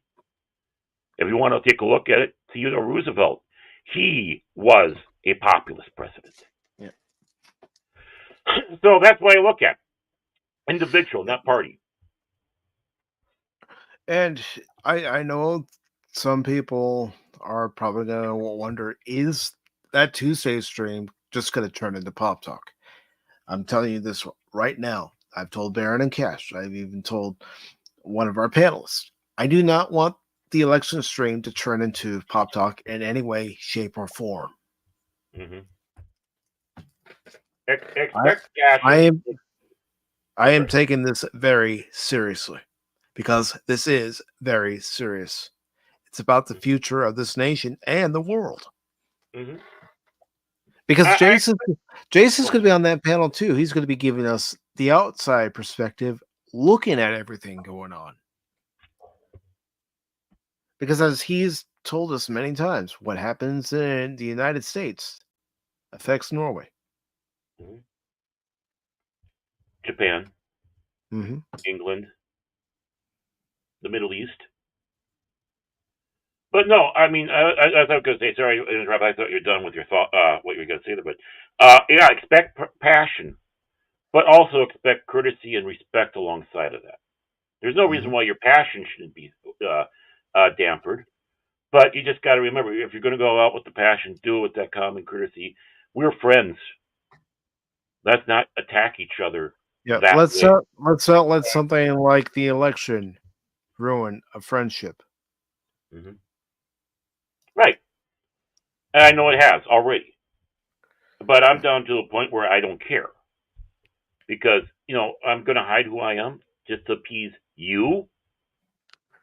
That's not respect in a relationship. All you have to do is go back to the July 14th episode of Pop Talk to know who I voted for. Plain and simple. Lyndon Rouge is dead. You don't have to vote for him. I thought he was No, voting for I'm not Crouch. even ashamed to say it Wait. now. I voted for Trump. I got it. He voted for Megatron. That's what it is, Baron. Now Oh. Yeah. Hey, Megatron.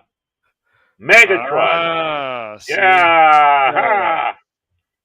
Yeah, and there's no reason why. And if that offends anybody, I'm sorry, it does. But there are other people, and they have a different worldview, country view, nation view, and take more time figuring out why they are that way. It's called discourse. It's called communion. He's voting for the Joker. That's what's going on. No, he's voting for Batman. No. I already said it. I voted for Trump. Yeah. There are reasons I feel that Trump is better suited to be president over Harris. Mm-hmm. One, we need a strong leader in office to stand up for this country. Mm-hmm. And two, the economy is in shambles. Yeah. If, and I'm not saying he's going to do it, if he can get the right people in his administration to help right the ship, bring this country back to where it was when he left the presidency. And I'm talking low gas prices, low prices at the grocery store, affordable housing, being able to have a little extra spending money in your pocket. That's what I'm talking about. If we can get back to that, everybody will prosper. Well, we already kind of saw that. We see that now, Mike. If he does get in, we are going to be seeing many different minds, and yes, strong women, intelligent women there as well, who I'm sure is going to frighten Trump because he's afraid of smart, intelligent women. That's what The View tells me. That's what all the other ones tells me. But you're going to have a vast array of thoughts and ideas.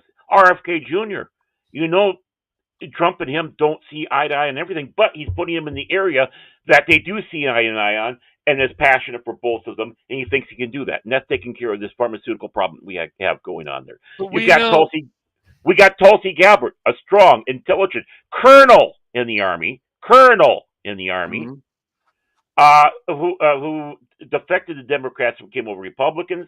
I don't necessarily like that. I don't know if she's going to be a full one or if we're going to have a repeat of 94 where the rhinos came in.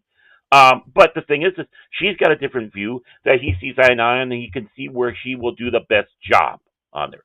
Swami or whatever his name is. I'm horrible. I'm sorry. I don't mean to be insulting. It's Vivek. But you're Ramaswamy. Mm-hmm. Yeah. Vivek. Yeah. I mean, obviously he's in there. He's a party guy, but there's differences between him and Trump. But still, he's going to take whatever seriously in that area. I see so far with Elon Musk. Remember, Elon Musk was a Democrat. His mother switched parties when she saw her son being attacked for buying Twitter and trying to figure out what the hell is this all about. This is not my son. And of course, Elon, who, as I'm looking at, is more populist. I don't think he's grabbed onto the Republican flag, but he's a big supporter. Why? Because just like Buzz Aldrin sees, this is the man that's going to shoot us into the next space race. We're going to reclaim space. And I understand your optimism about this election, about Trump getting in, Baron, but with my life experience and things I've had happen in my own life, I know not to count everything as it's gonna happen, because there's always going to be something that's going to derail it. And I can't help but think that way because, again, of my own life experience. Well, yeah, but I'm not saying necessarily it's going to be big and rosy. I'm in that same camp as you. But what I'm pointing out with is what Trump has picked is far more diverse than we're seeing on the other side. That's the point I'm making. Because he sees people that can do the right job in the right places, even though politically they're diametrically opposed. That's the point I'm making. This is populist politics here. We need a little bit more of this, in my opinion. Now, I know it's a long battle and might not be able to, who knows, maybe he's going to be able to push it down because, as he joked about being a dictator, and yeah, it was a joke. It just basically means the day when he goes in there, he is going to push hard on stuff. That's how he pronounces his name, Vivek Anonymous. Yeah. Vivek, yeah. But, that's what we got. But one thing I know is he won't give up, not like the Republicans did in 94 where they did. He's not going to give up. I'm guaranteed on that one. But the thing is he's got a good team and a wide variety of thoughts and ideas. He has a far better team than he had before. He doesn't have a war hawk like Bolton who wants to get us into a new war left and right. No, Anonymous. Either way, he's fine with. I've listened to people pronounce it, but sure. Yeah. Oh, by the way, we know he wants to fight about something. Yeah. Oh, yeah. By the way, we know that Trump doesn't believe in mixed marriages. He is so anti that. He wants to come down hard on that. He's so hard against mixed marriages. He picked a man to be his VP that's married to an Indian. No, see, the thing is, Barron wants Trump to win really badly so he can be the leader of the lizard people. That's what Barron wants. He was talking to me about that recently. Well, I've been in talks with Alex Jones, and yes. And he's going to open up these files, and I'm hoping to be there for that. So exactly that thing. I mean, I got to get over my fear of the flea stacks, and what better than the lizard people and the center of the earth? Honestly. Either way, it's fine. Anonymous. Just real quick, DJ, if you're still listening, if it does get to a point where there's no room on the panel, because I am going to send you an invite, and like I've told you, if somebody has to leave, then I'll invite you in. But if it gets to a point where, people are on and you still want to come on, I don't mind taking myself out so you can come in. Same here. Yeah, so, me too. Yep. Mm-hmm. I'll probably be screaming watching it, but I'll still be backstage. And it's like I told one of our panelists, if he sees something that he wants to bring to our attention during the stream, put it in the private chat and we'll share it. So to all panelists, if you're watching this on the replay or you're listening and lurking right now during election night, if you see something that you want to bring to our attention, say something in the private chat and share your screen, and I will make sure to present it, or Baron can present it. One of the two of us can do it. Mm-hmm. And we'll bring it to everybody's attention. Yeah. Because, like I said, and I can't say it enough, I am taking this very seriously. Mm-hmm. Yes. I'm going to refrain myself from cracking any stupid jokes. See, yeah, unlike a certain group of people who want to be president, and vice president, don't go around and calling half the country, half the viewers, half my friends, half of fandom deplorable garbage and weird. Basically, just a insult to groups of people just because. I'm like Trump, and when he does an insult, it's directly to the individual or maybe a small group. I like that. I think that's better, right? But the thing is, I won't do that even in the show. I won't make it personal. In fact, if you listen to the show, I'm wishing the best for everybody because I love everybody in this country. Mm-hmm. Anonymous is gonna play with magic, and then when he wakes up, it's gonna be a big surprise. He's playing magic. Cool. Yeah, I think so. Either way, we're gonna have a new president. Does he? Does he have a trump card in magic? See what I did there? Bump. Someone's got to always play a trump card. Haha. Well, on my aspect, I like to satirize it or whatever because sometimes that drives a point home. That's why we need comedians, proper comedians, real comedians. That's why we need proper satirists out there. Mm-hmm. They might be doing something, it might be humorous, but the thing is, sometimes that hits home the hardest. And that's why that's why those people are being attacked the most, if you take a look at it. That's why we don't have funny people no more. Not many. Until they came and told Seinfeld, we have dirt on you. You better retract what you say. He is absolutely fucking right. Yep. And again, that election night stream recently, unfortunately, but yeah. That's what. But again, they had dirt on them. They might. Oh, they do. Again, that election night stream will be, of course, on Tuesday at 8 p.m. Eastern, 5 p.m. Pacific time, 7 p.m. Central. And it'll be on the Pacific414 on Rumble channel on Rumble and also Cash Money Madness. Now, for Wednesday, because you know what? I really don't want to talk about any articles related to pop culture and entertainment the night after the election. And it was voted on by those of you who voted in the poll here on Pacific414 for YouTube. We are going to watch Transformers 1 Wednesday night at 6 p.m. Eastern. But first, before we watch Transformers 1, we're going to watch an original episode from Generation 1 of Transformers, Season 2, War Dawn. And you can see how they told the first meeting between Orion Pax and Megatron.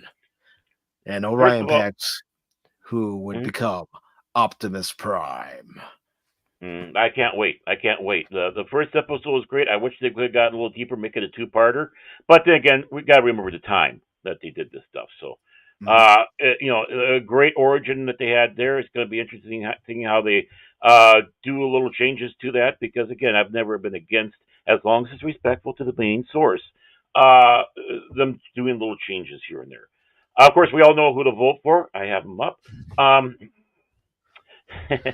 But yeah, the thing is this stream's supposed to be going to 11 o'clock because Mike's got things to do the next day. But I know he's going to be like me. He's going to be like Cash. We're going to be still fixed in front of the TV until 4 o'clock in the morning, eating our cheese doodles and screaming. I mean, honestly. Here's the thing. I can't expect folks to go all the way deep into the early morning hours covering this election. I know some people, they can't go to 11 o'clock. They've already told me, and I don't expect them to go to 11 o'clock with us. I'm just saying 11 o'clock for the Tuesday night stream is the latest I'm willing to go. Yeah. I mean, I go for it. That's why it's nice to have that circling of people. But, I got to bring them up because I'm sad. I guess my rant kind of pushed that away earlier, but we didn't talk about Peanut. Rest in peace, Peanut. Rest in power, Peanut. It's a shame what happened to Peanut the squirrel and Fred the raccoon. Mm-hmm.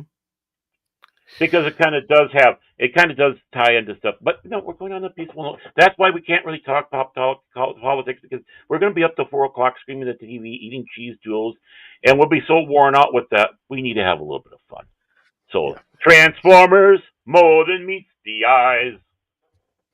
So yes, Transformers 1, Wednesday at 6 p.m. Eastern on both the YouTube and Rumble channels. I'll have the Cosme link pinned to the top of the chat on both channels, so you can jump in when we start watching the episode War Dawn from Generation 1, and then we go into Transformers 1 right after that.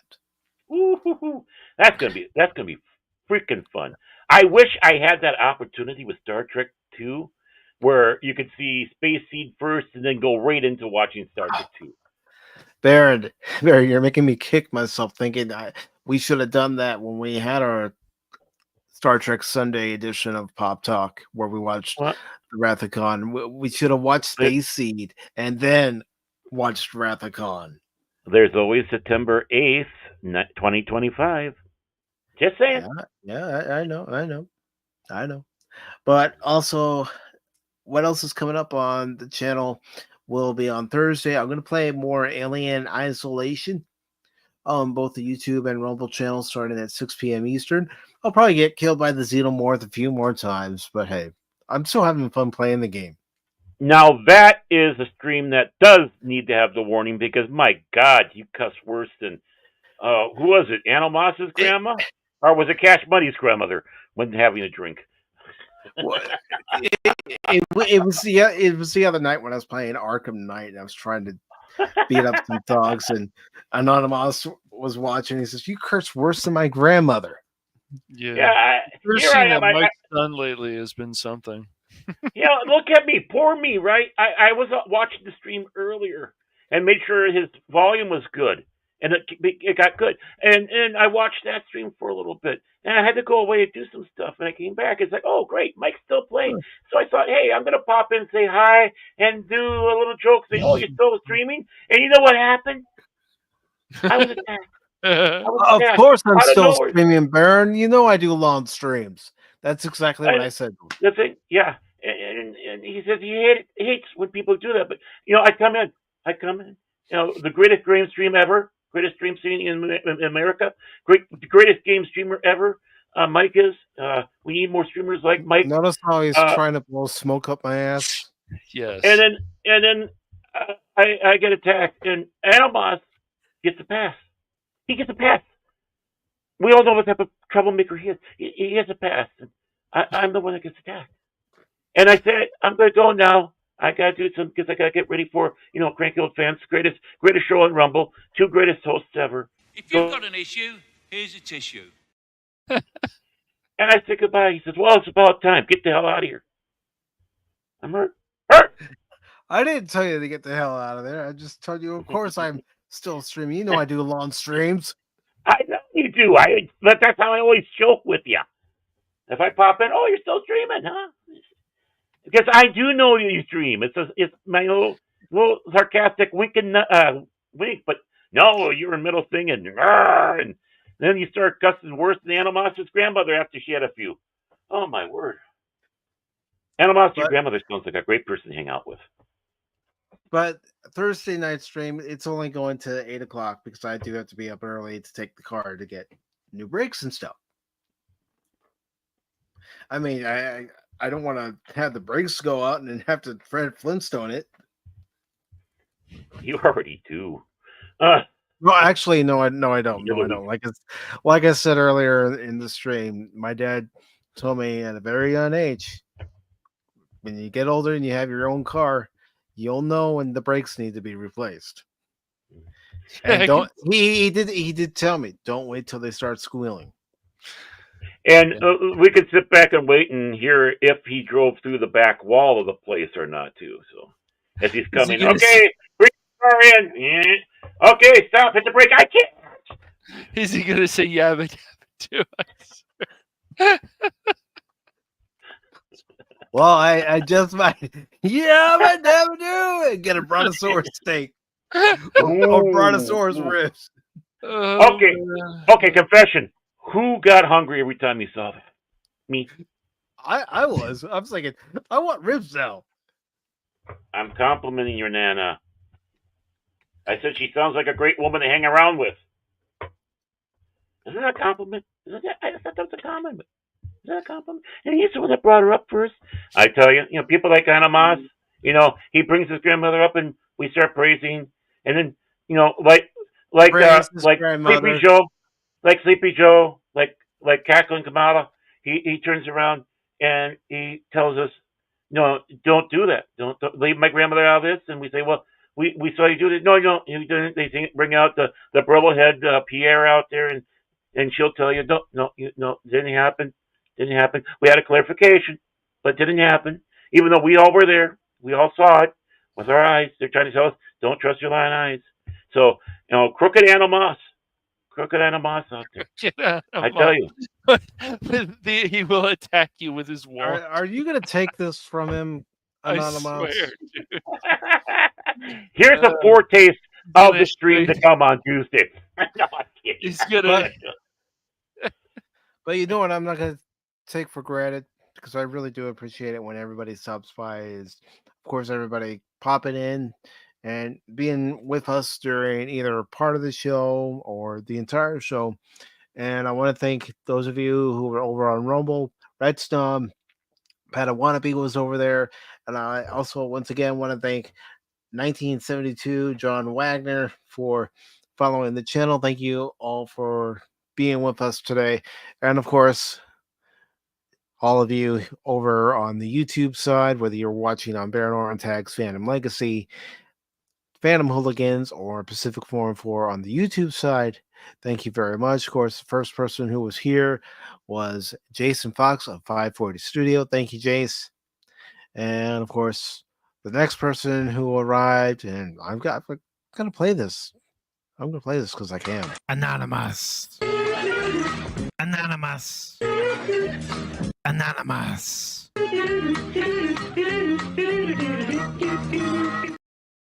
I tell you, that's all he is. That's all he is. He's just a puppet. He's just a puppet out there telling you what you think you want to hear. Meanwhile, Tampon Tim, he's out there. He has his hand up his ass, telling him what to say. I mean, just look at what's going on, and you see, bad for America. That doesn't make America great again. Also want to thank Glenn Schroeder for stopping by. Appreciate it, Glenn. I also want to thank Phil McCracken, who said, Anonymous, the bright light for Pop Talk. Anonymous, the hero we need. Let's go, Team Epic Phil. Fill in like no others and do it shamelessly. We did Phil Friday night. We did Phil. Fake news. That's fake news. Mm-hmm. Well, to be fully honest, the thing that is failing has been our services. Yeah. Not us. It's the connection stuff. So we're not the epic failures. StreamYard, Epic, all these others, and even the actual companies themselves that provide the service, they're the failures. They're the failures. They're the false news. I don't know if Mike doing it, but I think we better. Besides, I thought your new name for us, Phil, was the Fooligans. Ooh, I like that. Or the Knuckleheads or something, yeah. Well, we are. We are the Three Stooges. Yeah. I like Baron's suggestion for the Friday night streams. Friday Night Hooligans. I think that's the name we should be. I mean, come on, Cash, pick it up. Come on, Cash, you could have it as Friday Night Hooligans and then say what game it is. Yeah, it's not bad. There we go. Great idea. $1 million idea. It'll do good for you. We're looking out for you, Cash, the little man. It's a great idea. Baron came up with the idea. Great idea. Great idea. Mm-hmm. So, but you know what Tim Walz wants to do, Baron? He wants to make Crazy Taxi great again. Oh wait, Crazy Taxi's still great. Wait a second here. Okay. The thing is that's how he actually drives. That's why he needs to have the state troopers do all the driving. I also want to thank T-Gap Steve. Thank you, Big Daddy. T-Gap, good seeing you today, good buddy. T-Gap. I know I do that voice for him every time he pops by, but it works. It works. Yeah. And of course, thank you, Pop Culture Mechanic. Really appreciate it. If you haven't subscribed to anybody who chatted with us today, consider doing so, especially Pop Culture Mechanic. Especially when you see Anonymous, subscribe to him. Subscribe to 540 Studio. Subscribe to Lorenzo Sleestak. He scares me, the Sleestak. Stay away. Oh, Stay away. oh, It's a come sleep on. sack. Subscribe to the Padawannabe. Thank you, Padawannabe, for stopping by. Really appreciate it. Oh, by the way, did you get that restraining order and the fact that Lizzo cannot be within 500 feet of you after that baby Yoda incident where she tried to eat him, and you're afraid that she's going to do it to you? I'm just wondering. She did try to eat Baby Yoda. Really, Yes, she she did. did. You think I'm joking? Yeah. And of course, DJ Ronnie G, thank you, brother. And again, I will send you the invite for Tuesday. And as soon as I can bring you in, I'll bring you in. Even if I have to take myself out to bring you in, I will do that. I have no problem doing that to make sure somebody gets on the panel. I'm starting to rethink my position on that. Well, guess what? Guess what, I'm Baird? kidding. Guess what? You're the I have boss. the final say. I have the final say on that. He's got the power. Do, do, do. He's got the say. Boom, boom. He's got the power. Okay, sorry. Back to you. But please subscribe to DJ Ronnie G over on YouTube. He has a great Monday show, Late Night with DJ Ronnie G. Talks about all sorts of different topics. And if you like astronomy, well, you're right up your alley. I don't know if I'm ever going to go back to his channel again and watch one. I went to his channel, and the first thing I saw was his full moon on the screen. And I'm sorry, I can't handle that filth. None of that full moon crap. At least it could have been a quarter moon. What are you doing, DJ? Cuber was here as well. Thank you, Snorty. Really appreciate it, brother. I'll see you in the morning in the chat on Loki's. No doubt. And of course, Rhett's also came to the YouTube side. Really appreciate it, Rhett. Yeah. That's great. You're wrong. No, I'm right. I'm always right, aren't I? Aren't I? Maybe in my own head, but... Well, contractually, I have to say yes. Thank you, you're wrong. And last but not least, it's Courtney's Fellowship of Oddballs. Good to see you, Courtney. And yes, I will DM you on Twitter, X, whatever you want to call it, and ask you about appearing on Pop Talk soon. Oh, by the way, I just want to say she came in on Fandom Legacy channel. That's where she came in on. Thank you, Courtney. Okay, yeah. Just want to say.